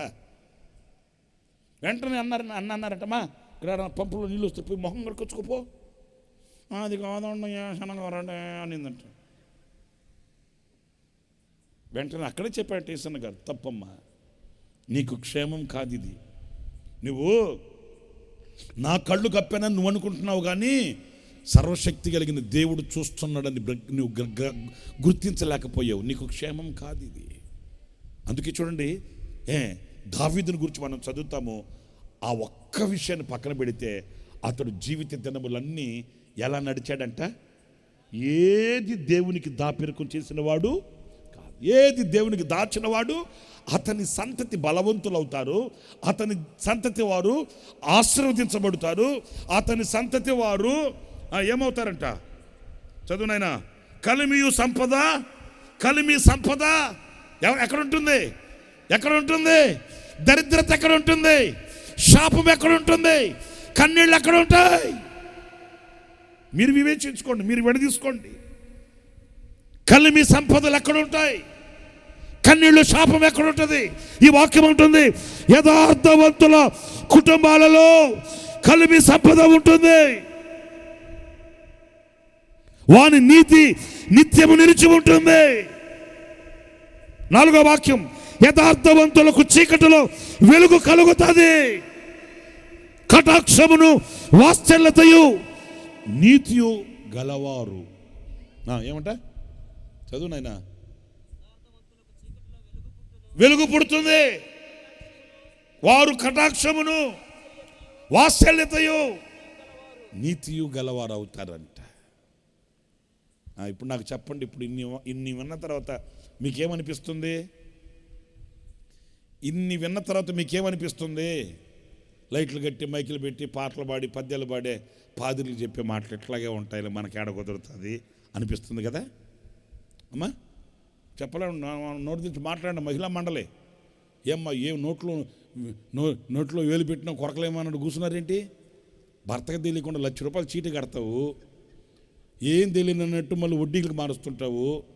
మరి ఇక్కడికి వచ్చి ఏం తెలియనట్టు కూర్చొని నువ్వు చెప్పుకోనట్టున్నావేంటి? నోరు తెరిచి చెప్పండి. ఇన్ని విన్న తర్వాత ఏమనిపిస్తుంది? ఎలా నడిపిస్తున్నావు అనిపిస్తుంది? నీ నడక ఎలా ఉంది? ఓ రాజకుమార పుత్రిక, నీ పాదరక్షలతో నువ్వు ఎంత అందంగా నడుచుచున్నావు. మరి నువ్వెలా నడుస్తున్నావు? అందంగా అంటే యథార్థంగా నడుస్తున్నావా? ఆ సిన్సియర్ హార్ట్, యథార్థమైన హృదయం నీకుందా? లేకపోతే దేవుని ఎదుట నిష్కాపట్యముగా, నిష్కలంగా బ్రతికే ఆ బ్రతుకుని ఆశించి, అపేక్షించి ఆ రీతిగా నడిపించబడాలి కోరికతో వస్తున్నావా? లేకపోతే ఏదో చెయ్యాలి? మీకు ఇంకొక మాట నేను జ్ఞాపకం చేస్తా. రెండవది ఎలా నడిపించబడాలంటే, మొదటిదేమో యథార్థంగా నడిచే నడక అందమైనదంట. రెండవది చాలా విలువైన మాట, ఈ ఒక్క మాట చెప్పి ముగించేస్తానండి. చాలా ఉన్నాయి కానీ అవన్నీ చెప్పసక్యం కాదు, అంత సమయం కాదు, అంత సమయము ఇక్కడ మనం కూర్చోకూడదు. నేను ఇంకొక మాట చెప్పి నేను ముగించేస్తాను. చాలా వాల్యుబుల్ వేడ్, మంచి విలువైన అనుభూతి. అది రెండవ మాట. మీరు చూడండి, ఇర్మియా గ్రంథం 23వ అధ్యాయం. ఇర్మియా గ్రంథం 23వ అధ్యాయం 5వ వాక్యాన్ని చదువుతారు, జాగ్రత్తగా వినండి. యెహోవా ఇలాగూ ఆజ్ఞ ఇచ్చుచున్నాడు, వినండి జాగ్రత్తగా. రాబో దినములలో నేను దావీదునకు నీతి చిగురు పుట్టించెదను, అతడు రాజై పాలన చేయును. ఇక్కడి నుంచి వినండి, ఇక్కడి నుంచి జాగ్రత్తగా ఆలకిస్తే, అతడు వివేకముగా నడుచుకొనుచు కార్యము జరిగించును, భూమి మీద నీతి న్యాయములను జరిగించును. స్తోత్రం చెప్పండి. ఇంకొంచెం గట్టిగా చెప్పకపోతే ఇంకొంచెం గట్టిగా చెప్పండి. చాలండి, మిమ్మల్ని నేను ఇంకా విసిగించను, మిమ్మల్ని కష్టపెట్టను. ఎందుకంటే మీరు కూర్చొని ఇంతసేపు వాక్యం వింటున్నారంటే చాలా కష్టమైందే, నాకు తెలుసు కదా. మీ కష్టమేంటో నాకు తెలుసు కదా. ఇప్పుడు నన్ను మాట్లాడమంటే ఎట్లాగనే 2-3 గంటలు మాట్లాడమంటే మాట్లాడేస్తా, నాకు పెద్ద కష్టమేం కాదు. అదే 2-3 గంటలు నన్ను కూర్చొని వినమన్నారనుకో, అప్పుడు చూడాలి నేను పడే ఆపసోపాలు. నేను కూడా మీ దగ్గర మీ స్థితి నుంచి ఇక్కడికి వచ్చినోడినే. మీ బాధలు తెలియకుండా ఇక్కడికి వచ్చి ఏదో కళ్ళబొల్లి మాటలు చిలక పలుకులు పలకట్లే. మా అంద కూడా ఆ తానులో బిట్టే. హల్లెలూయా, అవునమ్మా, నిజమే తల్లా. మాట్లాడినంత సులువు కాదు కూర్చొని వినడం, అర్థమవుతుందా? అందుకని నేను మిమ్మల్ని ఎక్కువసేపు నేను బాధ పెట్టను, హింసించను. అయితే మీ మనసుకి వినే ఆ శక్తి ఉన్నంతసేపు చెప్తాను. ఇక ఈ చిన్న మాట కూడా మీరు ఆలకించాలి. అదేంటంటే ఈ రెండో మాట మనం గమనిస్తే ఎలా నడిపించబడుతున్నాడయ్యా ఈయన అంటే, మొదటిదేమో యథార్థంగా నడిపించబడ్డాడంట. యథార్థమైన నడక అందమైనదంట. ఇక్కడ రెండవది ఎలా నడిపించబడుతున్నాడు ఈయన అంటే, అతడు వివేకముగా నడుచుకొనుచు కార్యము జరిగించును, అందుచేత భూమి మీద నీతి న్యాయములను జరిగించును. అంటే మనం నడవవలసిన నడకేంటి, మనం జీవించవలసిన విధానం ఎలాంటిది అనంటే, మనం వివేకం కలిగి జీవించాలంట. ఓ రాజకుమార పుత్రిక, యేసు రక్తము చేత కడగబడిన ప్రజలారా, యేసు రక్తము చేత విమోచించబడిన సంఘ సభ్యులారా, నీవు యథార్థంగా నడిపించబడడం ఆయనకు ఆనందం. రెండవది వివేకముతో. లేఖనాల్లో మీరు ఇంకో మాట కూడా చదువుతారు. ఆయనంట వెతుకుతున్నాడంట జనాన్ని. ఇప్పుడు మీరున్నారు కదా, మీ దగ్గరికి ప్రభు వచ్చి ఒక్కొక్కరిని దాటుకుని వెళ్తా వెతుకుతున్నాడు అనుకో, మీరేమంటారు ఆయన్ని? ప్రభువా ఎవరు కావాలి? ప్రభు ఎవరిని వెతుకుతున్నావు అంటే వాక్యం చెప్తుంది, ప్రభు చెప్తాడు, వివేకము కలిగి నన్ను వెతుకువారు మీలో ఎవరన్నా ఉన్నారా అని. ఇప్పుడు చెప్పండి, ఎవరు కావాలంట ఆయనకి ఎవరు కావాలంట? పెద్ద బైబుల్ పట్టుకుని వచ్చిన వాళ్ళు కాదంట. ఎవరు కావాలంట ఆయనకి? కిస్మిస్ పండగ చేసేవాళ్ళు కాదంట. ఎవరు కావాలంట ఆయనకి? కిస్మిస్కి టారులు అయిపోయారు, టారు.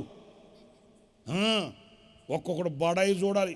మా వీధిలో మేము 30 అడుగులు టారులు అయిపోయాడా, ఫుల్గా దాగుంటాడు. ఫుల్గా దాగి మా వీధిలో 30 అడుగులు టారు లేపామా, అసలు ఈ కిసుమిసుకు లేపామంటే మళ్ళా ఏస్టర్ దాకుంటుంది అదే. అవా ప్రభు ఎవరిని వెతుకుతున్నాడంటే, ఈ కిస్మిస్ చేసిన వాళ్ళని, ఈస్టర్ పండగకి ఏడ్చి 7 గ్లాసులు పానకం దాగి ఇరేషన్లు పెట్టిన వాళ్ళని. నవ్వుకుంటున్నారేంటి? మనోళ్ళు ఈ మధ్య చర్చికి వెళ్ళి 9 గంటలకి వెళ్ళి కూర్చున్నారు. మొక్కలు కూడా కడగల, పాసి మొక్కలు 9 గంటలకి వెళ్ళి కూర్చున్నారు. ఇక పాడింది ఏమంటారా ఎప్పుడు ముగిస్తారా అంటే, యేసు ప్రభు చచ్చిపోయాడు అని మాట వింటే కానీ బాబు మేము అంతే కూర్చున్నారు తీసుకొని. ఆయన ఇప్పుడు కాదు ఆయన సచ్చింది స్వామి, ఆయన 2000 సంవత్సరాల క్రితం రక్తం కార్చి ఆయన సమాధి చేయబడి పునరుద్ధానుడై లేచాడు. ఆయన రక్తం ఇంకను కాశ్మీర్ నుంచి కన్యాకుమారి వరకు సెలయేరులై పారుతూనే ఉంది. ఆ రక్తంలో కడగబడి శుద్ధుడు కారా నాయన అంటే అవి తెలియదండి. నా ప్రియమైన సహోదరులారా, ఎవరిని ఆయన వెతికేది? ఎవరు కావాలి ఆయనకి? ఓ రాజకుమార పుత్రిక అని ఎవరిని పిలుస్తున్నాడు? ఎవరైతే వివేకం కలిగి నడిపించబడతారో, వివేకం కలిగి జీవిస్తున్నారో, వివేకం కలిగి బ్రతకాలని ఆశ కలిగి ఉన్నారో, ఈ వివేకం అందుకే వాక్యంలో వ్రాయబడి ఉంది, పావురము వలె నిష్కాపట్యంగా నిష్కలంకంగా ఉండాలంట, పాము వలె వివేకంగా వివేకం కావాలండి. నేను అనకూడదు కానీ ఈ రోజున మనలో కొందరికి ఈ వివేకం లేకనే దెబ్బలు తింటున్నారండి. ఈ వివేకం లేకనే అవమానాలు పాలైపోతున్నారండి. ఈ వివేకం లేకనే క్రైస్తవ్యానికి అవమానాలు తీసుకొచ్చి పెడుతున్నారండి. మన నోటితో ఈ మాట మాట్లాడవచ్చా లేదా? ఈ సందర్భంలో నేను ఇలా ప్రవర్తించవచ్చా లేదా? అయినా ఈ సందర్భానికి నేను చెప్పే ఈ మాటకి ఏమైనా లింక్ ఉందా లేదా? అర్థమవుతుందా? అనే విచక్షణ జ్ఞానం లేక దెబ్బలు తిని ఏమంటున్నారంటే, మేము ప్రభు కొరకు మేము కష్టాలు అనుభవిస్తున్నామండి. ఎవడు అనుభవించమన్నాడు నిన్ను? ఏమండి, మీరు ఏమనుకున్నట్టు ఒక మాట చెబుతా. వివేకం లేని ప్రవర్తన ఎట్టుంటుందో. ఒక ఆమె ప్రార్థన చేయించుకోవడానికి వచ్చిందంట పాస్టర్ గారి దగ్గరికి. వచ్చింది, అమ్మ ప్రార్థన చేయమంటారా, దగ్గరికి రండి అని. ప్రభువా, ఎన్నో సమస్యలతో ఈ సహోదరి వచ్చింది, నాకు తెలియకపోయినా మీకు తెలిసినైనా ఈ బిడ్డ గుండెల్లో ఉన్న ఆవేదనను తొలగించి స్వస్థపరిచి సాక్షిగా వాడుకోండి, సమస్యల్లోంచి తొలగించండి, యేసు నామములో అడుగుతున్నాను తండ్రి, ఆమేన్. సరిపోద్దా లేదా అమ్మా? చెప్పండి, సరిపోద్దా లేదా? లేదు. దుఃఖంతో దుఃఖంతో వచ్చింది, వచ్చి నిల్చుంది.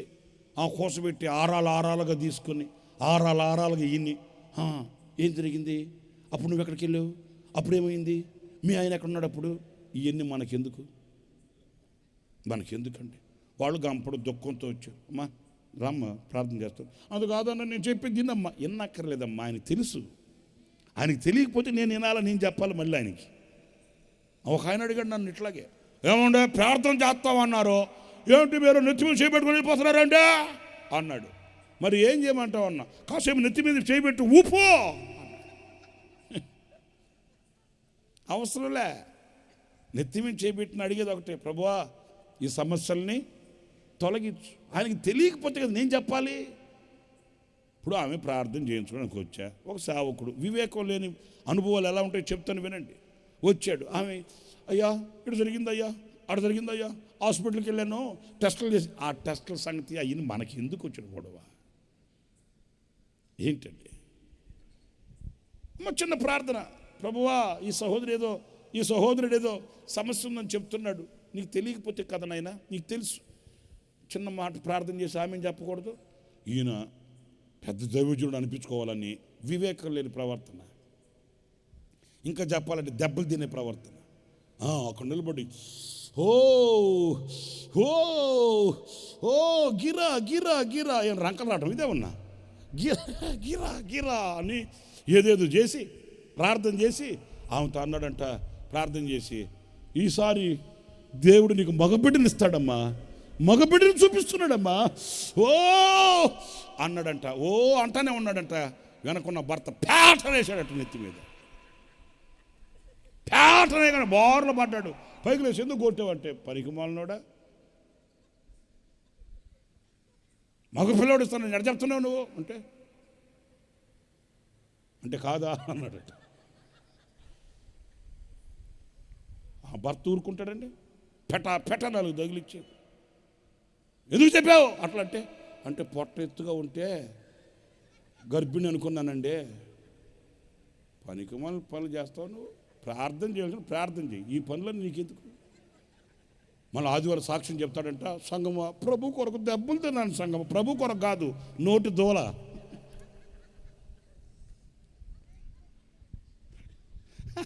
నీకు అర్థమైందా? అన్ని ఖాతాలు ప్రభువులోకి వేసేస్తే ఎట్లాగా? ఆయన సంగతి చెప్తే మీరు కమ్మగా నవ్వుతున్నారు. మీ సంగతి ఏంటమ్మా? అమ్మ ఆకాశవాణి విజయవాడ కేంద్రం, మీ సంగతి ఏంటి చెప్పు? ఇంట్లోకి భర్త రాగానే రాయారా తిందు రాయారా రాయారా, నీకు ఇంట్లో సామాన్లు ఏమిటి పట్టించుకోవు కానీ వండి పెట్టిన తిందు రాయారా అంటివి. రావడం కర్ర తీసుకునే ఇండియా పాకిస్తాన్ మ్యాచ్ స్టార్ట్ అయ్యా. 6లు 4లు. వివేకం ఉండద్దా తల్లే? నేను ఆయన సంగతి చెబితే మీరు కమ్మగా నవ్వారు కానీ ఇప్పుడు నవ్వట్లేదేంటి? ఒళ్ళు ఓనమైంది, కణితులు లేకపోయినాయి. దేవుడి దేల ముఖం ఉబ్బిపోయింది, కన్ను రెప్ప కూడా వాసిపోయిందంట. ఆ పక్కింటా అడిగిందంట, ఏంటక్క కన్ను రెప్ప వాసిందంటే అంటదంట, సూరు గుచ్చుకుందని అనిందంట. సూరు కాదు గుచ్చుకుంది, సరిగ్గా వేసాడు అక్కడ లోపల. ఎందుకంటే నోటి మాట కుదరదే.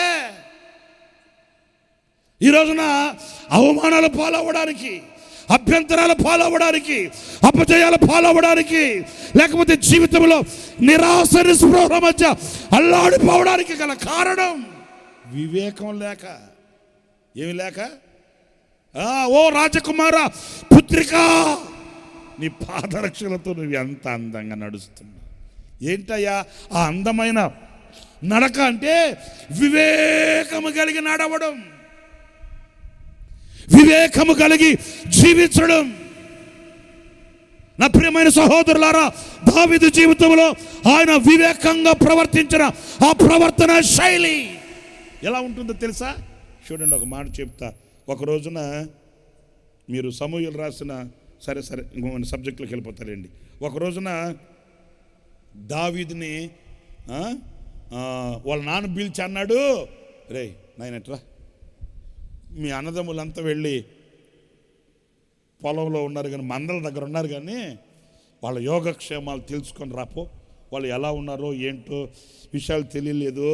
కొంచెం ఆహారం నేను ప్యాక్ చేసి ఇస్తాను, ఆ ఆహారాన్ని తీసుకుని వెళ్ళి మీ అన్నలకి ఇచ్చి వాళ్ళ యోగక్షేమాలు తెలుసుకొని రాపో నాయనా అని అన్నాడు. దావీదు యొక్క వివేకం చెప్తున్నాను, వినండి మీరంతా, నేర్చుకుందాం మనం దావీదు దగ్గర. డాన్స్ చేయడం కాదు, దావీదు వాలే నాట్యమాడే తండ్రేనే సత్యం చేద్దా, నాట్యం ఒక్కటేనా నేర్చుకునేది ఆయన దగ్గర? ఏమండే, నాట్యం ఒక్కటేనా నేర్చుకోవాల్సిన వివేకం కూడా ఉంది. నేను చెబుతాను వినండి.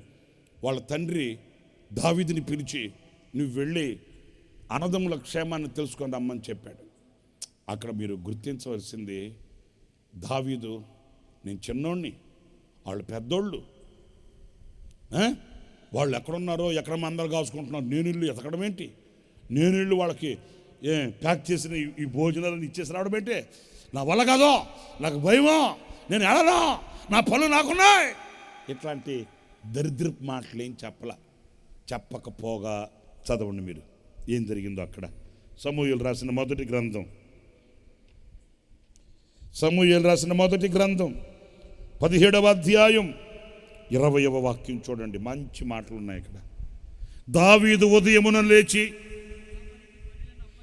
నోటిట్ దావీదు ఉదయమున లేచి, అమ్మ అందరు చెప్పండి, ఎప్పుడు లేచి, అమ్మ అందరు చెప్పండి తల్లి, నాకేమో పెద్ద స్టేజ్ ఒకటి వేసేసాడు, లేకపోతే మీ మధ్యకు వచ్చేసిండే వాడిని. అందరు చెప్పండి అమ్మా, ఎప్పుడు లేచి, అమ్మా మనకెప్పుడు ఉదయము మాట్లాడట్లేదంటే మనకెప్పుడు తల్లి ఉదయము, ఎప్పుడు బెడ్ కాఫీ ఇస్తే అప్పుడు కదా. నేను ఒక ఇంటికి వెళితే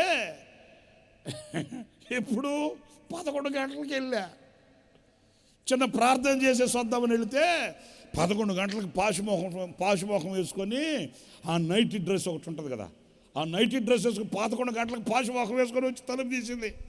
అమ్మ వదలమంటే ఫేసులాడన్నా శాతమన్నా అనింది. నేను అన్నాను, అమ్మ ముందు మొహం గడికొచ్చుకోబోతలే. ఇంట్లోకి వెళదామని చూస్తే గడప దగ్గరే ఉంది పరక్కట్ట.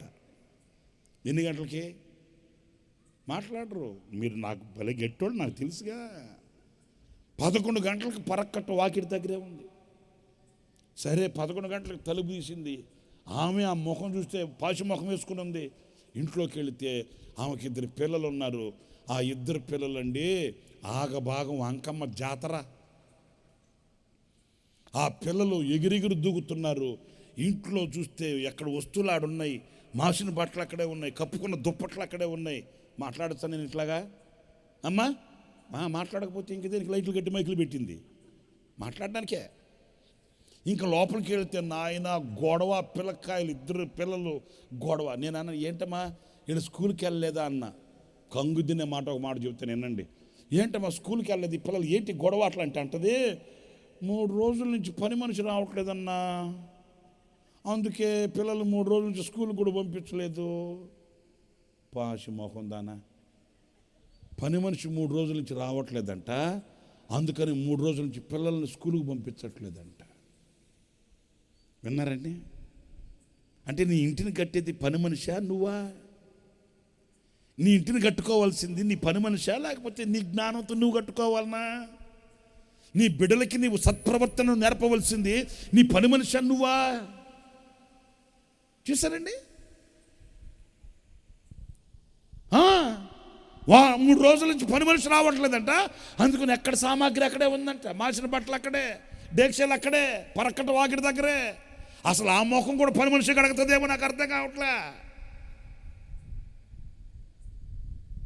నా ప్రియమైన సహోదరులారా, హెబ్రీ స్త్రీలు ఎలాంటి వాళ్ళు తెలుసా? వాళ్ళు చురుకైన వాళ్ళు. హెబ్రీల కుటుంబాలు ఎలాంటివో తెలుసా? అది జ్ఞానముతో నింపబడిన కుటుంబాలు అవే. ఇశ్రాయేలుల గుడారాలు ఎలాంటివో తెలుసా?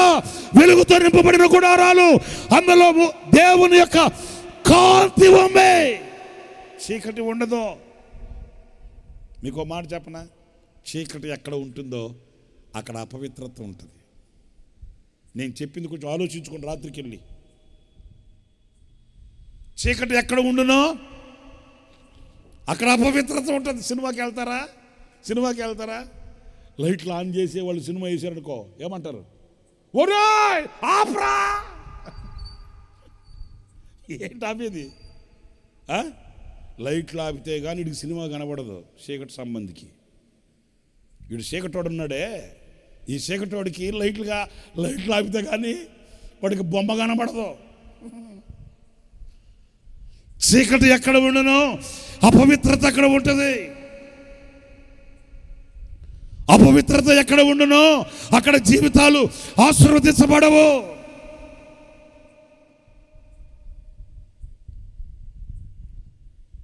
నా ప్రియ సహోదరులారా, ఏంటమ్మంటే ఆ ఇల్లు కంపు. నా ప్రియ దేవుని బిడ్డలారా, నేను మిమ్మల్ని ఏదో వేధించాలని చెప్పట్లే, మేలుకొలుపు కలగాలని చెప్తున్నాను ఈ మాటని. దావీదు ఎప్పుడు లేచాడంట చెప్పండి? వాళ్ళ అమ్మగారు వచ్చి దుప్పట్లాగి, నాయన ఒరే 11 అయిందిరా, 10 అయింది, లేకరా ఒరే, లేకరా ఒరే, ఒరే లేకరా ఒరే, ఒరే లేకరా ఒరే, ఇంకొంచెం నిద్ర అని దుప్పటి కప్పుకున్నవాడికంట ఏం ఎదురవుతుందంట? ఓటమి. వాడి జీవితంలో సఫలీకృతమైన బ్రతుకుని చూడలేడు. ఇంకొంచెం నిద్ర అనేవాడికి దరిద్రత ఏలుబడి చేస్తుందట. మనసు చురుకుదనము లేదు, ఆసక్తికరమైన బ్రతుకు లేదు, బాధ్యత లేని వ్యవహారం. ఇక్కడ చూడండి, దావీదులో ఉండి వివేకాన్ని గురించి చెప్తున్నాను మీతో. ఉదయముననే లేచి ఏం చేశాడంటే నాయన, లేచిరా కాపరి, ఓ కాపరి లేచిరా, ఇదిగో ఈయన ఒక కాపరి. ఎవరు? నోళ్ళు చేసి మాట్లాడరేంటాడు బాబు. శుభ్రంగా బంతి భోజనాలు కూర్చున్నారు. జూబులైట్లాగా 2 కళ్ళు ఉన్నాయి, గొడ్ల గూబుల్లాగా. మరి చెప్పండి, ఈయన ఎవరైనా? ఈయన కాపరి. మా మహోత్సవ మినిస్ట్రీస్ తరఫున గన్నవరంలో సేవ చేస్తున్నాడు. ఈయన ఒక కాపరి, నేనొక కాపరి, ఇదిగో ఈయనొక కాపరి. లేచిరావాయా, మిమ్మల్ని పెద్దోళ్ళు కదండి, మిమ్మల్ని లేపడం మంచిది కాదని నేను లేపలేదండి. పెద్దోళ్ళు వాడు, నా తండ్రి లాంటి వయసున్న వాళ్ళని నేను ఇలాంటి వాటికి నేను చేయకూడదు. పెద్దోళ్ళు కదా వీళ్ళంటే నా సమకాలికులు. అందుకు ఏమండి వినండి, ఈయన ఒక కాపరి. నువ్వెక్కడ? ఆగిరిపల్లిలో సేవ చేస్తున్నాడు ఈయన. ఇప్పుడు నేను దావీదు అనుకోండి కాసేపు. అనుకున్నారా లేదా? నోళ్ళు మాట్లాడారు. అనుకున్నారా లేదా? అనుకుంటారు మీరు. ఏమనుకోమంటే అది అనుకుంటారు మీరు. సరే, నన్ను కాసేపు దావీదు అనుకోండి. ఇప్పుడు నా తండ్రి నాతో చెప్పాడు. ఇప్పుడు నేనేం చేశాను? వివేకం గలవాడిని కదా నేను. వివేకం నాకుంటే, వివేకం కలిగి నడిపించబడుతున్న వాడిని అయితే ఏం చేయాలి? దావీదు ఏం చేశాడు? ఉదయాన్నే లేచి, నాకు కొన్ని గొర్రెలు ఉన్నాయండి. స్తోత్రం చెప్పండి. నేను గాలికి తిరిగేవాడిని కాదండి. నేను ఆ మాట ఈ మాట ఆ మాట, ఈ ఇంట్లో మాట ఆ ఇంటికి, ఆ ఇంట్లో మాట ఆ ఇంటికి, ఆ ఇంట్లో మాట ఆ ఇంటికి మోసుకుంటూ తిరిగే సొల్లు కబుర్లు చెప్పుకునేవాడిని కాదండి. మనలకి కొంతమందికి ఈ కబుర్లు ఎక్కువైపోయినాయి. ఏ కబుర్లు చెప్పండి? బాధ ఏంటమ్మా చెప్పండి? ఏం కబుర్లు? సొల్లు కబుర్లు. అంత అన్నం కూర వండి పెట్టి పక్కన పెడతారా? ఇక టైం ఖాళీ అయిపోద్దా? ఇక చూసుకో, మార్తక్క సువార్తక్క ఇంటికి వెళ్తుంది, సువార్తక్క ఎలిజబెతక్క ఇంటికి వెళ్తుంది, మార్తక్క సువార్తక్క ఎలిజబెతక్క ఇద్దరు కలిసి తబితక్క ఇంటికి వెళ్తాయి. ఇక నాయన లోకం ఏకమైపోద్ది సామె, లోకం ఏకమైపోద్ది. నేను అంటున్నానని కాదు, అనేక కుటుంబాలతో నాకున్న పరిచయాన్ని బట్టి చెప్తున్నాను. సంఘాలకు చిచ్చు పెట్టి సంఘాలు పాడైపోవడం, లేకపోతే సహవాసాలు పాడైపోవడం, కుటుంబాలు విచ్ఛిన్నమైపోవడం, వీటన్నింటికి కారణం ఏంటో తెలుసా? అంత సమయం దొరికితే మోకాళ్ళు వేసి ప్రార్థన చేసే ప్రార్థన వీరులు తక్కువైపోయారండి. అంత సమయం దొరికితే నలుగురు కూర్చొని చేతులు పట్టుకొని సంఘం కొరకు ప్రార్థించి కన్నీళ్లు కార్చే ప్రార్థన వీరులు మరుగైపోయారండి.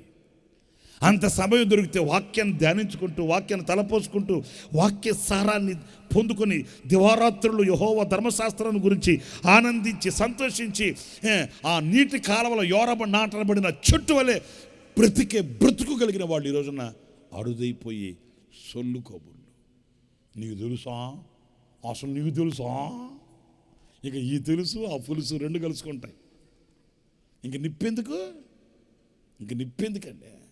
మన వ్యవహారాలు ఎట్లా చెప్తానేనండి. రాజుగారు మాంసం తిని పన్ను గుట్టుకుందామని మంత్రిని అన్నాడు. రే మంత్రే, పన్ను గుట్టుకోవడానికి ఒక పుల్లీరా అన్నాడంట. ఆ మంత్రి ఎట్లా అంటాడంటే బడాయుడు. నా భాష మీకు అర్థమవుతుంది కదా. ఆడు రాజుగారికి పన్ను గుట్టుకోవడానికి పుల్లిచ్చి ఆడింటికి వెళ్ళి చెప్పాడంట ఆయన భార్యతో, అసలు నేనంటే ఏమనుకున్నా, నీకేమో నేను గోంగూర పురుగు, నన్ను లెక్క చేయవు నువ్వు. అసలు నేను ఎవరో నీకు తెలుసా? రాజుగారు మాంసం తిని పన్ను గుట్టుకోవడానికి నన్ను అడిగాడు పొల్ల. ఎంతమంది ఉన్నారో రాజ్యంలో? ఇప్పుడు దగ్గరలో ఎవరుంటే వాళ్ళు అడుగుతాడు, అంతేగా. పన్ను గుట్టుకోవడానికి మైకి పెట్టి, సోదరి మనులారా, నా పన్ను గుట్టుకోవడానికి పొల్ల ఎవరైనా ఎత్తారా అంటాడా? వీడు బడాయుడు కాకపోతే. వెళ్ళి భార్యతో చెప్పండి. కొంతమంది బడాయోళ్ళు ఉంటారండి, ప్రతిదాన్ని తీసుకెళ్ళి ఇంట్లో ముడేస్తారు. వాళ్ళు బలహీనమైన ఘట్టమని దేవుడే చెప్పా. ఎక్కడ కత్తి పెట్టాలో ఆడ పెట్టాలా, ఎక్కడ వేసుకోవాలి కదా, గుర్తులు వేసుకోవాలి కదా. ఆమె తక్కువైందా? ఆమె పక్కింటికి వెళ్ళి చెప్పిందంట, అసలు మా ఆయన అంటే ఏమనుకున్నావు, రాజుగారు మాంసం తిని పన్ను గుట్టుకోవడానికి కర్ర అడిగాడంట మా ఆయన్ని. అడిగిందేంటి? అమ్మ చెప్పండి మహిళా మండలి, తల్లా మీకే మా ఓట్లమ్మా, మీతో పెట్టుకున్నవాడు ఎవడు పైకి రాలేదు తల్లా, ఆఫర్లన్నీ పథకాలన్నీ మీకే, ఎందుకంటే రాజ్యాలు మీ చేతిలో ఉన్నాయి తల్లా, సంఘం కట్టబడాలన్నా సంఘం కూలిపోవాలన్నా మీకు ఇచ్చాడమ్మా గిఫ్ట్. అడిగిందేంటి అమ్మా? ఇప్పుడు ఏమైంది? పుల్లబోయి ఈ సువార్తకెళ్ళి మార్తక్కతో చెప్పిందంట, మార్తక్క రాజుగారు భోజనం చేసి పన్ను గుట్టుకోవడానికి దూలం అడిగాడంట. ఓ నా తల్లే, పుల్లబోయి కర్రబోయి ఆ మాట ఆ నోట వెళ్ళి రాజుగారికి వెళ్తే రాజుగారు ఉగ్రుడైపోయారు. మంత్రిని పిలిపించాడంట. ఏరా నేనేం అడిగాను రా నిన్ను? అయ్యా పుల్ల, మరి పుల్లబోయి ఈరోజు ఏమైందిరా? వేసేయండి రండి అన్నాడంట. వేసేసారండి. ఎవరు పుణ్యమో? మహిళా మండలి, డోక్రా గ్రూప్. నా తల్లి జాగ్రత్తగా ఉండండి అమ్మా కొంచెం. అమ్మా నా తల్లే, అమ్మా చక్కగా పళ్ళన్నీ బయట పెట్టావు తల్లే, నా మాటినమ్మా. కొంచెం సమయం దొరికిందనుకో, నశించిపోయే ఆత్మల కోసం మోకాళ్ళు తల్లే, ఇరుగు పొరుగు వాళ్ళ కొరకు ప్రార్థన చేయి తల్లే. ఉదయాన్నే లేచి దావీదు ఏం చేశాడంట? ఆయన కొన్ని మంది ఉందా లేదా? గాలికి తిరిగేవాడా? నేను చెప్పినట్టు ఇట్లా సొల్లు కబుర్లు చెప్పుకుంటూ ఆ ఇంటికి తిరిగేవాడా? లో చెప్పండి. లేకపోతే ఖాళీగా కూర్చొని గోర్లు కొరుక్కుంటూ కూర్చునేవాడా? లేకపోతే ఖాళీగా కూర్చొని ఆ పిల్లి బొచ్చు కొరుక్కుంటూ కూర్చునేవాడా? కాదు. తనకంటూ ఒక మంది ఉంది, నీకంటూ ఒక కుటుంబం ఉంది, నీకంటూ ఒక సహవాసం ఉంది, నీకంటూ ఒక సంఘం ఉంది, నీకంటూ ఒక ప్రార్థన జీవితం ఉంది. ఖాళీగా ఉండకూడదు ఎప్పుడు. నేను అహంకారంతో గర్వంగా చెప్పట్లే, నా ఆత్మీయ తండ్రి దగ్గర నేను నేర్చుకున్న పాఠం అది. కొంచెం టైం దొరికిన ఖాళీగా ఉండను, ఏదో ఒక పని పెట్టుకుంటా, నేనే పెట్టేసుకుంటా. నాకు తెలుసు, ఎందుకంటే నా ఆత్మీయ తండ్రి దైవజనులు లేసిన గారు చెప్పాడు, ఖాళీగా ఉన్న వాడి హృదయం అంట, వాడి మనసు అంట సాతానుగాడి యొక్క కర్మాగారం అంట. ఎంత మర్మమో తెలుసు మీకు? ఖాళీగా ఉన్నవాడి హృదయం, ఖాళీగా ఉన్నవాడి మనసు అంట సాతానుగాడి కర్మాగారం. అంటే వాడి ఫ్యాక్టరీ, ఆ ఫ్యాక్టరీలో వాడు ఏమన్నా తయారు చేయొచ్చు. ఏమన్నా తయారు కొంపలు కూల్చేస్తున్నాడు. ఎందుకు కూల్చాడు? ఎందుకు నిన్ను వాడుకున్నాడంటే నువ్వు ఖాళీగా ఉన్నావు. నువ్వు పని మీద ఉంటే వాడు నిన్ను వాడుకోడుగా. ఖాళీగా ఉండను, ఎప్పుడు ఉండను. ఏం పని లేకపోతే నాకు వచ్చి బయట కూర్చుంటాను, ఏం మందిరం పనులు చేసుకుంటాను, మట్టి ఎత్తి పోసుకుంటాను, ఇంకొక పని చేసుకుంటాను. దేవుని పని చేయకుండా మాత్రం మౌనంగా ఉండను. అంత కొంచెం టైం దొరికిన చాలు నాకు. ఖాళీగా పొర్రపాటున ఉండను. ఏమాత్రం నాకు వ్యాన్లో, కారులో నేను ప్రయాణం చేస్తున్నా కూడా మైండ్ని ఖాళీగా ఉంచును. ఏదో ఒక వాక్యం పెట్టుకుంటా, ఏదో ఒక సేవకుని వాక్యం పెట్టుకుంటా, ఏదో ఒక మాటలు ధ్యానించు. మైండ్ ఈ అర్ధగంట ఖాళీగా ఉందిరా బాబు, పొర్రపాటున ఖాళీగా ఉంచును. అవును, నా ఆత్మీయ తండ్రి దైవజనులు యేసన్న గారి దగ్గర నేను నేర్చుకున్నా. ఆయన బోధలు నేను విన్నా. ఆయన బోధలతో నా జీవితాన్ని కట్టుకున్నా. ప్రభు నన్ను పిలిచిన పిలుపుని చేతబట్టుకున్నా. ఈరోజు ఒక చిన్న సాక్షిగా మీ ఎదుట నిలబడ్డా. ఖాళీగా ఎప్పుడు మన మైండ్ మనసు ఉండకూడదండి. నేను సాక్షిగా చెప్తున్నాను, మీరు కూడా అలవర్చుకుంటే మంచిదన్న ఆశతో చెప్తున్నా. పడుకునేటప్పుడు కూడా నేను వాక్యం రేడియోను, అవునండి, నా దగ్గర ఏమంటారు దాన్ని, బైబిల్ చదువుతూ ఉంటుంది. రేడియో చిన్నది ఆడియో బైబిల్ రేడియో ఒకటి ఇచ్చాడు ఒక ఆయన. మీటింగ్కి వెళితే నాకు అంత ఉంటుంది రేడియో. దాంట్లో ఏమి రావు, ఆన్ చేస్తే వాక్యం చదువుతూ ఉంటుంది. ఆడియో రేడియో అది పెట్టుకొని వెంటనే అలసిన దేహంతో నిద్రలోకి వెళ్తాను. కానీ పిచ్చి పిచ్చి ఆలోచనలు, వేరే ఆలోచనలు నా మైండ్కి రానివ్వను. ఆ వాక్యం వెంటనే ఎప్పుడు నిద్రపోతున్నా కూడా నాకు తెలియదు. కారులో ప్రయాణం చేస్తున్నా కూడా ఖాళీగా ఉండను. దేవుడు నాకు ఒక సెల్ ఫోన్ ఇచ్చాడు కదా, ఆ సెల్ ఫోన్లో ఎవరిదో ఒకరు సావకుడిది వాక్యం పెట్టుకుంటా. వాక్యమే కదా, ఏ సావకుడైతే నాకేంటి, వాక్యం కావాలి నాకు. ఏదో ఒక వాక్యం వింటూ ఉంటాను, తెలుసుకుంటూ ఉంటాను, నేర్చుకుంటూ ఉంటాను. ఖాళీగా ఉండకూడదు. అర్థమవుతుందా? నాకు బాగా తెలుసు. యేసన్న గారు కారులో మేమంతా ఒకేగా అన్న మాతోనే వచ్చేవాడు. సేవా ప్రారంభంలో చిన్న వ్యాన్, టెంపో ట్రాక్స్, ఆ సెంటర్ సీట్లో కాళ్ళు మడ తీసుకుని కూర్చునేవాడు. అన్న పక్కన మేము కూర్చునేవాళ్ళమే. రాత్రి బావాళ్ళు ప్రయాణాలు చేసేవాడిని. నేను ఇప్పుడు వేదిక ఎక్కినవాడిని కాదు. నాకు 15 సంవత్సరాల వయసు ఈ సేవకు వచ్చినప్పుడు. 15 సంవత్సరాల వయసు. ఇప్పుడు నాకు 47 సంవత్సరాల వయసు.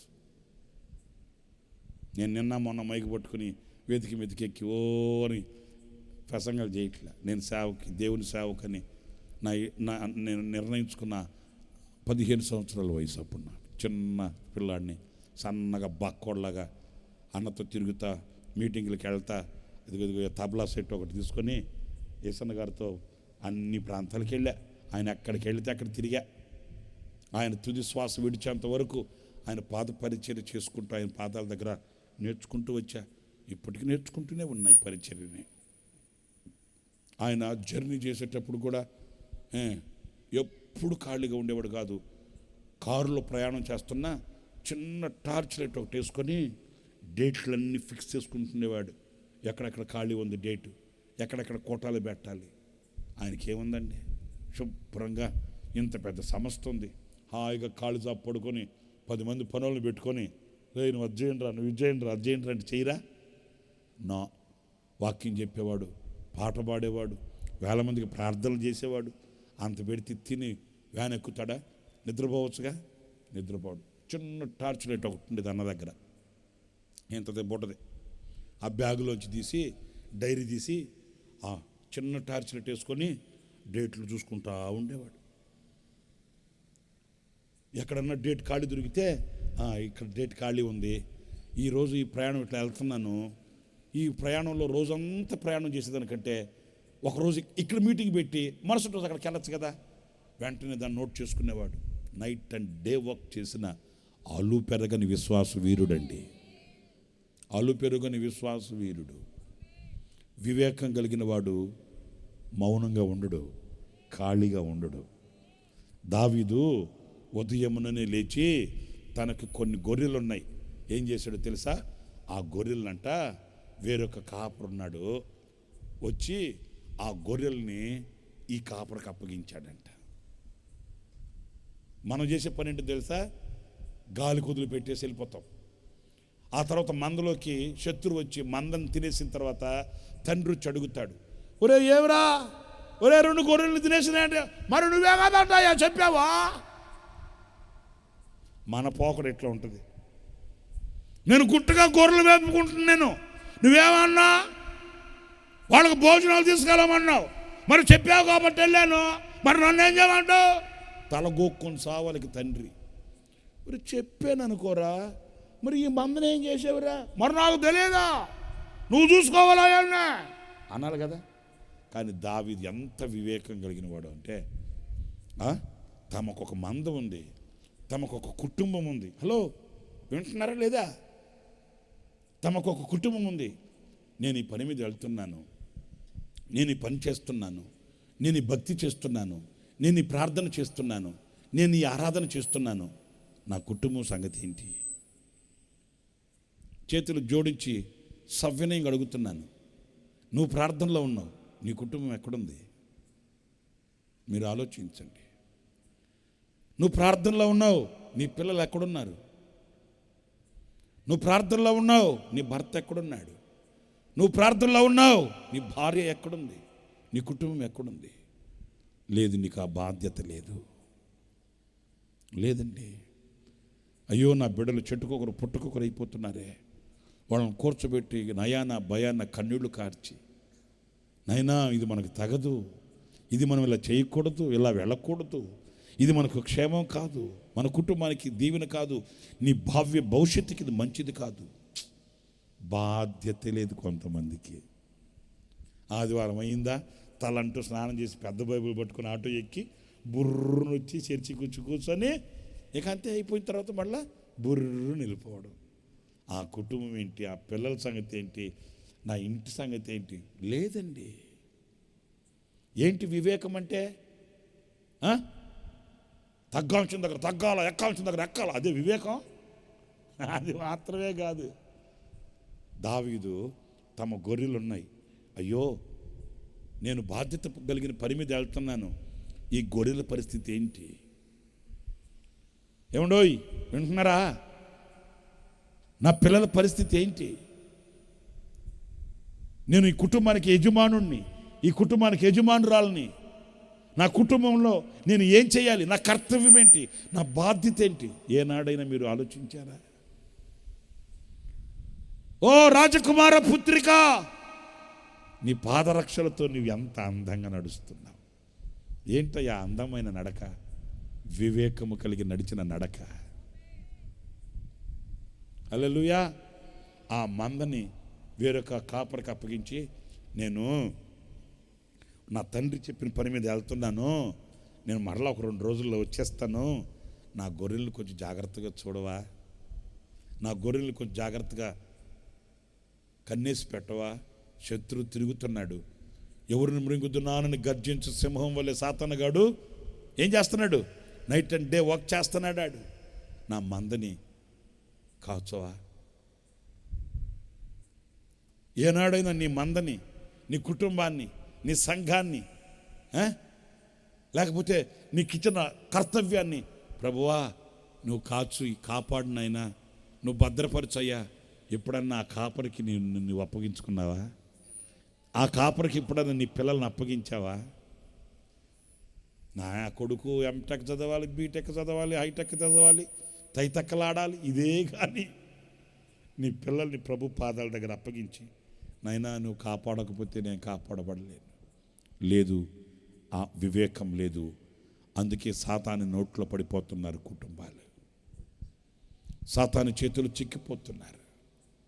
నా ప్రియమైన దేవుని బిడ్డలారా, అంతేకాదు దావీదులో ఉండే వివేకం ఇంకో మాట చెప్పనా? మీరు ఆ మాట కూడా చదవండి.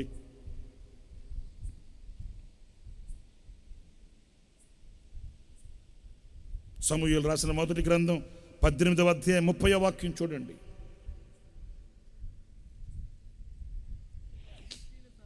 ఫిలిష్తీయుల సర్దారులు యుద్ధమునకు బయలుదేరుచూ వచ్చిరి. వారు బయలుదేరి వచ్చినప్పుడల్లా దావీదు బహు వివేకము కలిగి ప్రవర్తించుచూ రాగా సౌలు సేవకులందరికంటే దావీదు పేరు బహు ప్రసిద్ధికి ఎక్కిందంట. ఇప్పుడు ఒక మాట చెప్తాను వినండి.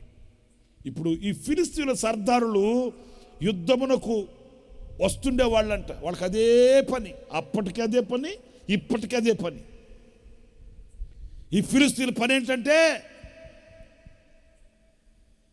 నీతిమంతుల్ని, యథార్థ హృదయం కలిగిన వారిని, భయభక్తులు కలిగిన వారిని మట్టి కరిపించాలి.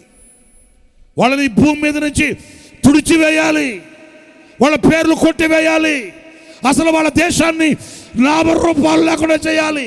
ఇదే కఠోరమైన ఆలోచన. వీళ్ళు ఇంత కక్షగట్టి కఠినాత్ములై కసాయి మనుషులు ఎప్పుడు దావీదు మీదకి వచ్చినా దావీదు శత్రువుల ఎదుట ఎలా ప్రవర్తించాడంట? వివేకం కలిగి. అందుకే దావీదు యొక్క ప్రసిద్ధి ప్రబలిపోయిందంట. అర్థమవుతుందా?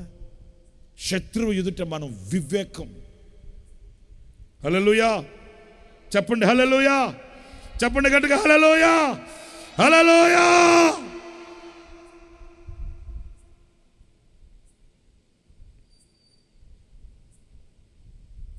ఇంకొక మాట చెప్పనా ఆపనా? మీ దగ్గర జవాబు సరిగా రావట్లే.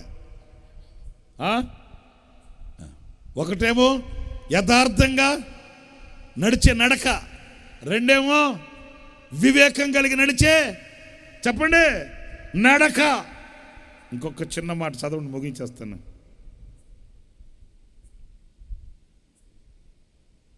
అపోస్తలుల కార్యాల గ్రంథం 9వ అధ్యాయం 31వ వాక్యం.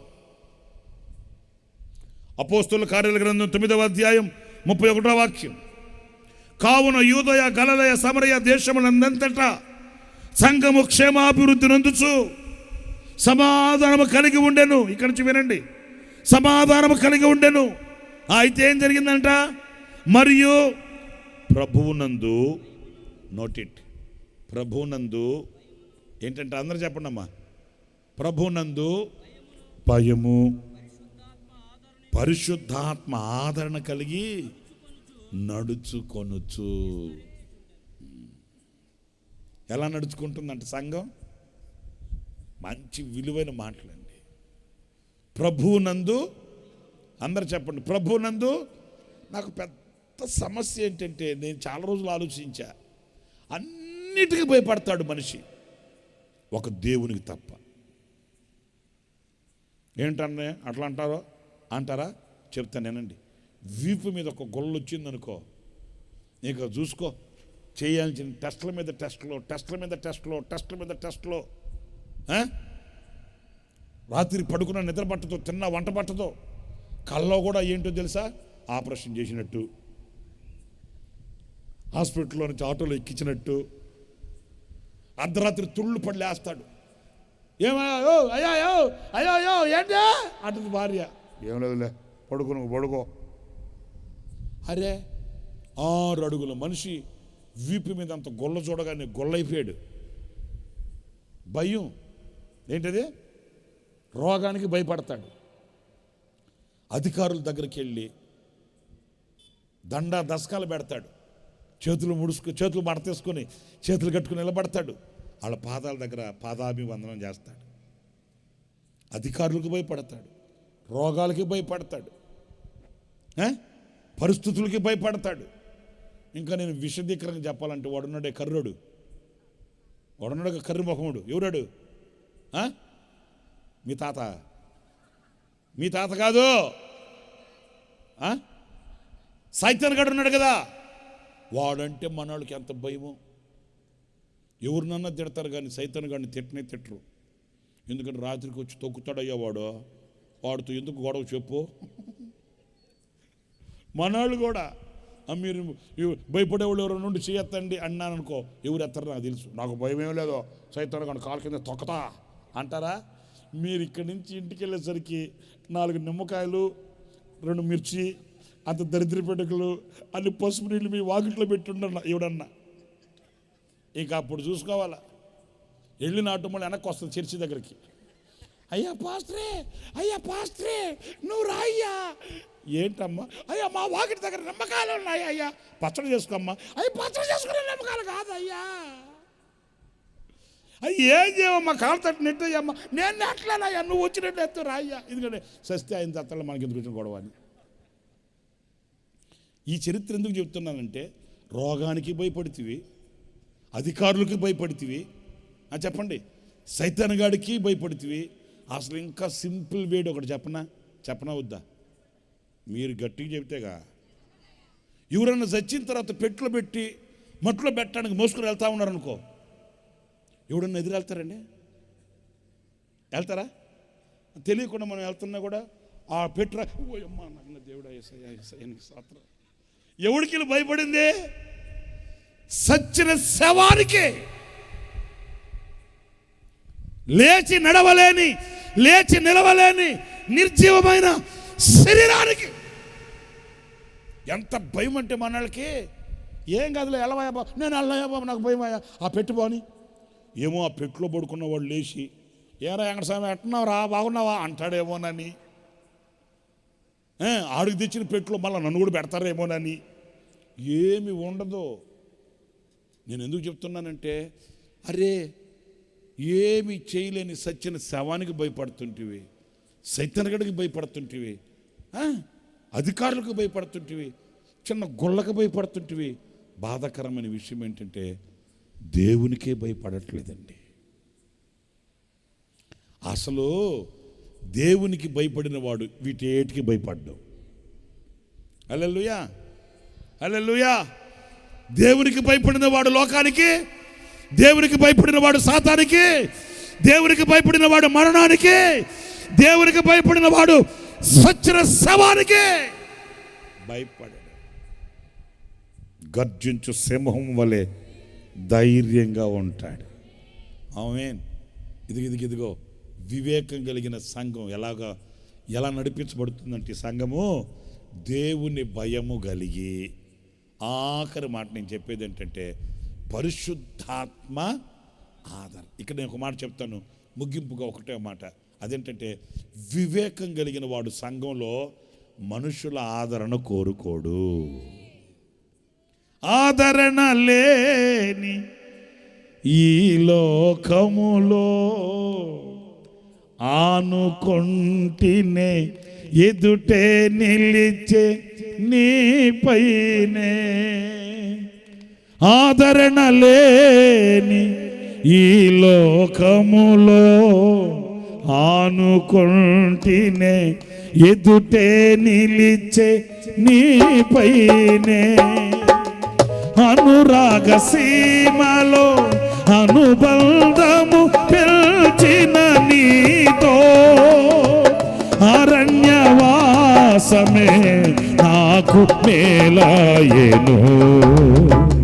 అనురాగ సీమలో అనుబంధము పెంచిన నీతో అరణ్యవాసమే నాకు మేలాయెను. నీవే నాకని నేనే నీకని నాకై విజ్ఞాపన చేయొచ్చు. బేస్ మొత్తం ఆపేసుకున్నారా బాబు? బేస్ పంచలేదు.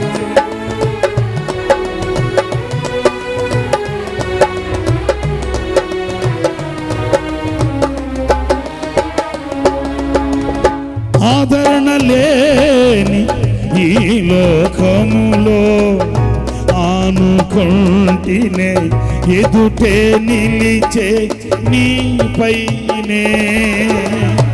ఆదరణ లేని ఈ లోకములో ఆనుకొంటినే ఎదుటే నిలిచే నీపైనే. అనురాగ సీమలో అనుబంధము పెంచిన నీతో అరణ్యవాసమే నాకు మేలాయెను. అనురాగ సీమలో అనుబంధము పెంచిన నీతో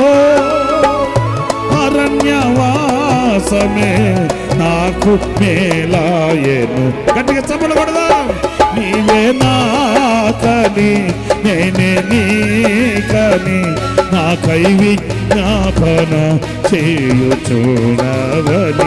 నీవే నాకని నేనే నీకని నాకై విజ్ఞాపన చేయుచున్నవని. యేసయ్యా యేసయ్యా యేసయ్యా యేసయ్యా యేసయ్యా యేసయ్యా యేసయ్యా నిన్నే నిన్నే కొలుతున్నయ్యా. నీవే నీవే నా రాజువయ్యా. నిన్నే నిన్నే కొలుతున్నయ్యా. నీవే నీవే నా రాజువయ్యా. యేసయ్యా యేసయ్యా యేసయ్యా. ఆత్మీయులే నన్ను అవమానించగా అన్యులే నన్ను అపహసించగా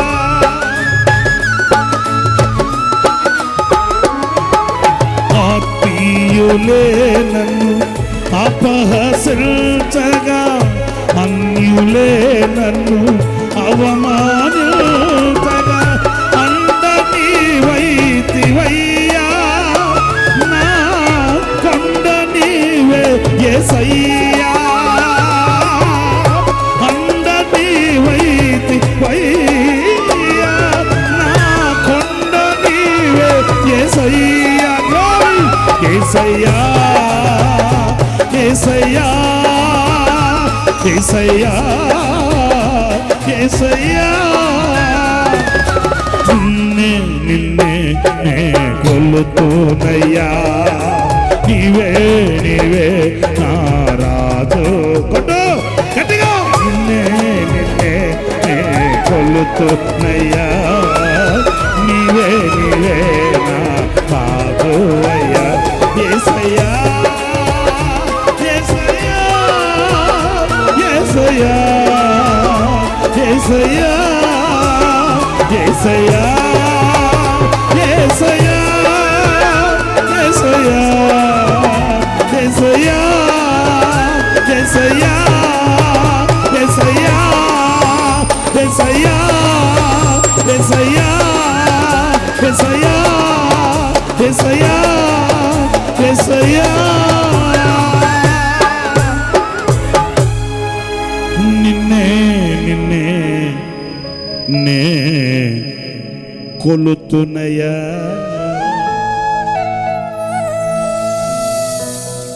నీవే నీవే నీవే నీవే నా రాజువయ్యా. నా రాజా యేసయ్యా. నా రాజా యేసయ్యా.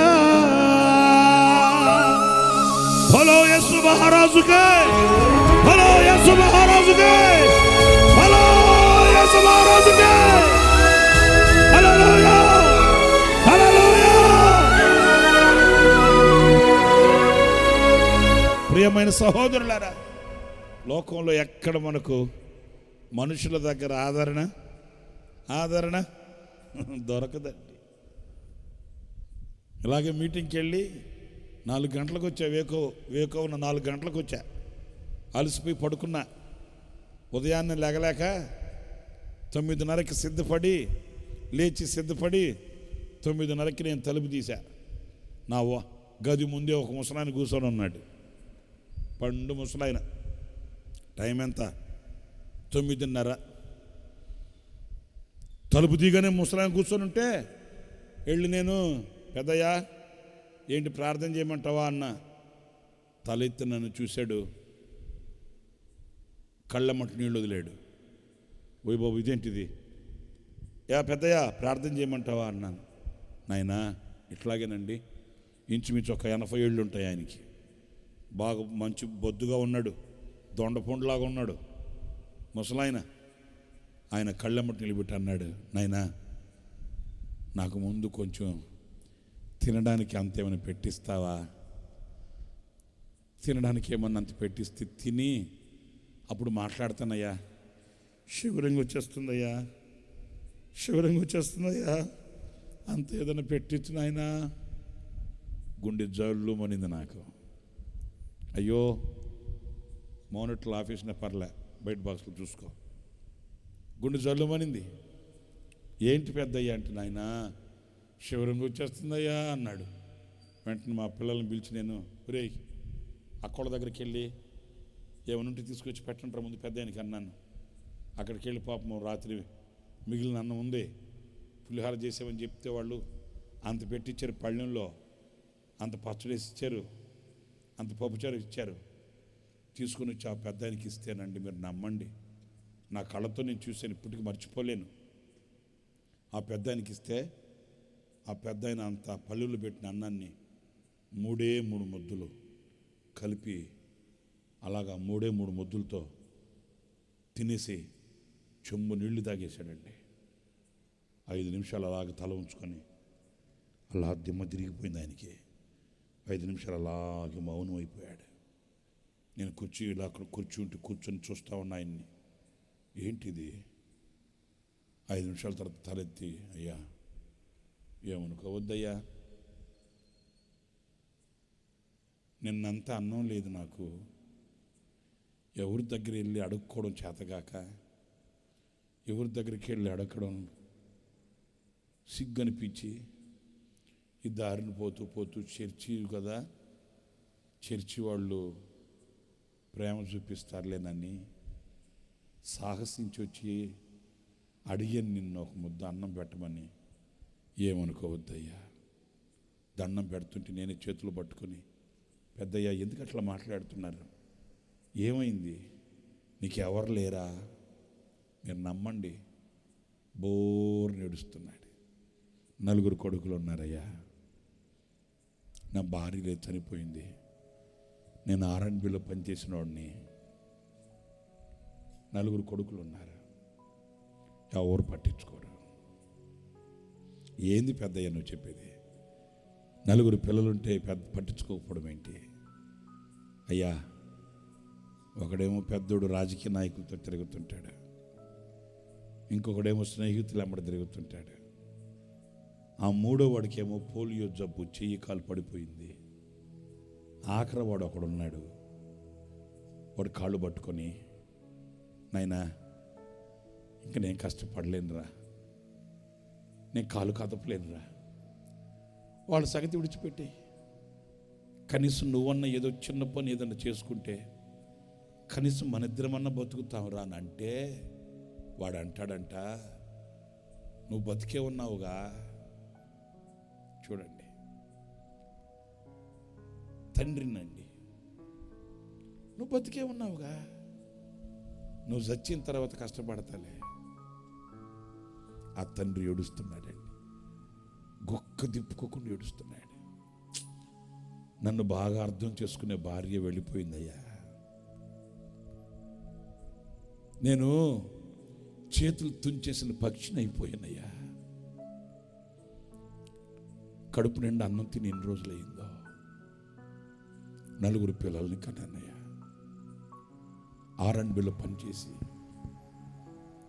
రెక్కల ముక్కలు చేసి రక్తం ఆవిరి చేసి బిడ్డల్ని పెద్ద చేశాను. కానీ ఈ రోజున అంత ముద్దు పెట్టేవాడు లేడు.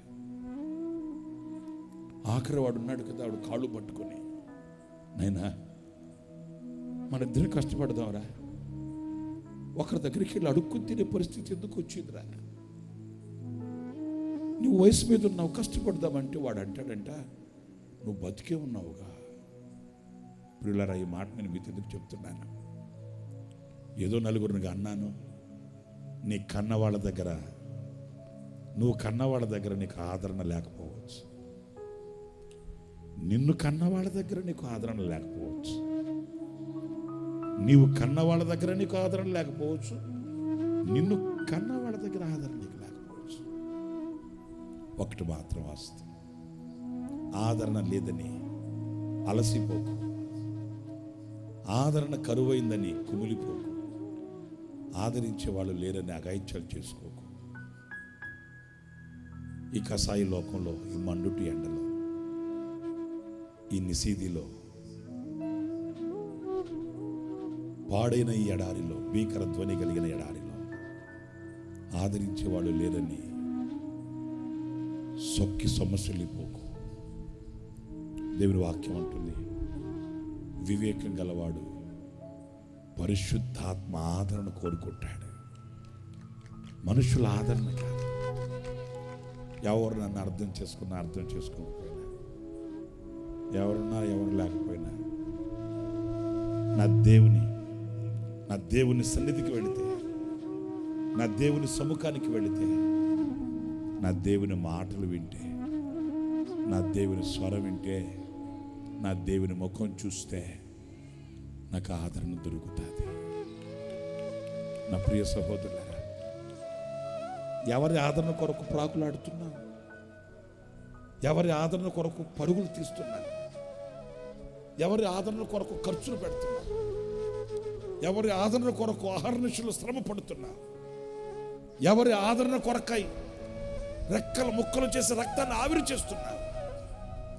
వివేకం కలిగి నడిచిన వాడైతే మనుషుల ముఖాన్ని చూడడు.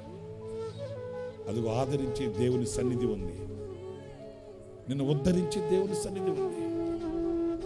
పాపాత్మురాలు అని నీకు ముద్ర వేసిన లోకం, అదే వ్యక్తిని నా ప్రభు అమ్మా అమ్మా. ఎక్కడిది ఆదరణకరమైన వాక్? ఈ రాత్రి నిన్ను ఆదరించే దేవుడు ఉన్నాడు, నిన్ను ఉద్ధరించే దేవుడు ఉన్నాడు, నిన్ను ప్రేమించే దేవుడు ఉన్నాడు. అలాగే అందరు లేచి నిలబడండి. అలాగే అందరు ఎవరు అటు ఇటు చూడక, అలాగే లేచి నిలిచి, ఏ వేదనతో వెద చెందుతున్నావు, ఏ బాధతో నువ్వు కుమిలిపోతున్నావు, ఏ కన్నీళ్లతో కుమిలిపోతూ దిగమింగుకొని ఇక్కడికి వచ్చావు,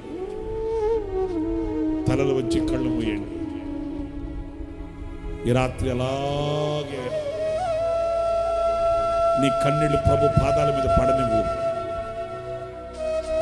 ఆదరణ కరువైన దాన, విసురగొట్టబడినట్లుగా, తృణీకరింపబడినట్లుగా, మనుషుల మన్ననకు నోచుకోలేక అలసి సొలసి సొక్కి సొమ్మసిల్లిపోయావా? నీ ఎదుట నిలిచిన నా ప్రభు నిన్ను చూస్తున్నాడు. ప్రభుతో చెప్పు, నైనా నా అనేవాడు నరలోకంలో నాకెవడు లేడయ్యా. ప్రభువా, నన్నుగా అర్థం చేసుకున్నవాడు ఎవడు లేడే. ఎవరో ఉన్నారనుకున్నాను, ఎందరో వస్తారనుకున్నాను, ఏదో నాకు ఉందని భ్రమం పడ్డాను. ఏమీ లేదు.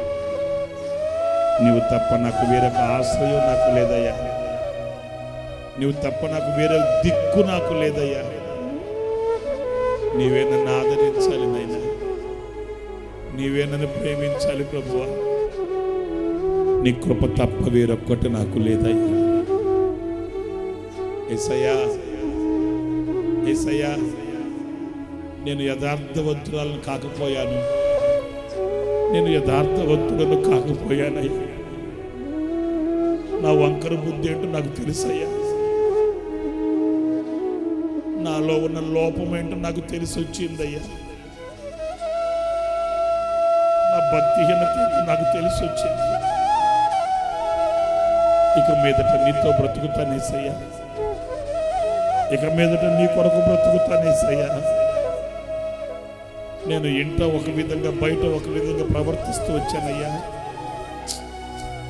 నాలో యథార్థత లేకపోయిందయ్యా. అందుకే నా కుటుంబంలో కన్నీళ్లు. యథార్థవంతుని ఇంట కలిమి సంపద నివసించును. ఆ యథార్థత లేకయ్యా నా ఇంట్లో కన్నీళ్లు, నా మనసులో ఆవేదన. నా ఇల్లే నాకు ముల్లైపోయింది. శరీరంలో ఆరోగ్యం లేకపోయింది, నా సంతతి చిన్న భిన్నాలు అయిపోయింది, చెట్టుకొకరు పుట్టుకొకరు అయిపోయారు. నెమ్మది లేదు, విశ్రాంతి లేదు, ప్రశాంతత లేదు. నా ఇల్లు నాకు నరకమైపోయిందయ్యా. నా దుర్లభమైన పరిస్థితి ఏంటో నేను తెలుసుకున్నానయ్యా. తెలుసో తెలియక తప్పటడుగు వేసుంటే క్షమించవా నాయనా. నేను చల్లగా లేను, వెచ్చగా లేను, అందుకే నీవు నన్ను దూరం చేసేసుకున్నావా ప్రభువా? అందుకే నీవు నన్ను ఎడబాసావా నాయనా? నన్ను క్షమించవా అని కోరుకోండి. ఎంత ఘోరమైన పాపినని క్షమించువాడు, రక్షించు దేవుడు. ఇదిగో నీ మీద దయతో నీ ప్రక్కన నిలిచి ఉన్నాడు ఆయన. నీ హేయ ప్రవర్తనను విడిచిపెట్టి కనికరించు నాయనా. నాకు వివేకం లేకుండా పోయిందయ్యా. వివేక శూన్యమైన మృగప్రాయము కలిగిన వాడని అయిపోయానయ్యా. అయ్యో, నీవిచ్చిన తలాంతులు పోగొట్టుకున్నానయ్యా, నీవిచ్చిన వరములను పోగొట్టుకున్నానయ్యా, నీవిచ్చిన ఫలములను పోగొట్టుకున్నానయ్యా. మందగిలిన మనసు గలవాడనైపోయాను, చురుకు లేని వాడనైపోయాను. సాతాను చేతిలో నా కుటుంబం కొట్టకపోతున్నా, నా కళ్ళ ముందే నా ఇల్లు గుల్లైపోతున్నా, గుర్తించలేని అవివేకిని అయిపోయానయ్యా. ప్రభు, ఆ బాధ్యతను నేర్పించావు, నా మనసును వికసింపచేశావు, నా మనోనేత్రము వెలిగించావు నాయన. వివేకము కలిగిన నడక నాకు నేర్పించు యేసయ్యా. వివేకం కలిగి నడవడం నాకు నేర్పించు యేసయ్యా. నా చేయి పట్టుకొని నాకు నడక నేర్పు యేసయ్యా. నా చేయి పట్టుకుని నడక నేర్పు యేసయ్యా. ఎవరో నన్ను గుర్తించలేదని, ఎవరో నన్ను పట్టించుకోలేదని, ఎవరో ఆదరణ నాకు లేదని కుమిలిపోయానే, కానీ నీ ఆదరణ కొరకు నేను ఎప్పుడు అడగలేదయ్యా. నాకు నీ ఆదరణ కావాలి యేసయ్యా, నాకు నీ ఆదరణ కావాలి యేసయ్యా, నాకు నీ ఆదరణ కావాలి యేసయ్యా. నీవు కూడా నన్ను త్రోసివేస్తే నేను ఎక్కడికి వెళ్ళాలయ్యా? నీవు కూడా నన్ను గెంటి వేస్తే నాకెవరు ఉన్నారయ్యా? నీవు కూడా నాకు దూరం అయిపోతే నేను ఎక్కడికి వెళ్ళాలయ్యా? మనుషుల పాదాలు పట్టుకొని అలసిపోయాను, మనుషుల పాదాలు పట్టుకొని ఓడిపోయాను, మనుషుల పాదాలు పట్టుకొని విసిగిపోయానయ్యా. జీవితంలో సగభాగం గడిచిపోయింది. ఇదే దుఃఖంతో, ఇదే ఆవేదనతో జీవితంలో సగభాగం గడిచిపోయింది యేసయ్యా. ఇక శేష జీవితాన్నైనా నీ కొరకు బ్రతుకుతాను, ఇక శేష జీవితమైన నీ కొరకు జీవిస్తాను యేసయ్యా. నాకు నీ ఆదరణ కావాలయ్యా, నాకు నీ ఆదరణ కావాలయ్యా, నాకు నీ ఆదరణ కావాలి యేసయ్యా. నన్ను కన్నవాళ్ళు, నన్ను కొన్నవాళ్ళు ఎవరు నన్ను ఆదరించలేరు నాయనా. నాకు నీ ఆదరణ కావాలి యేసయ్యా. నీవు లేక క్షణమైనా నిలవలేనయ్యా, నువ్వు లేకుండా నేను బ్రతుకలేను యేసయ్యా. నన్ను దాటిపోకు యేసయ్యా, నన్ను దాటిపోకు.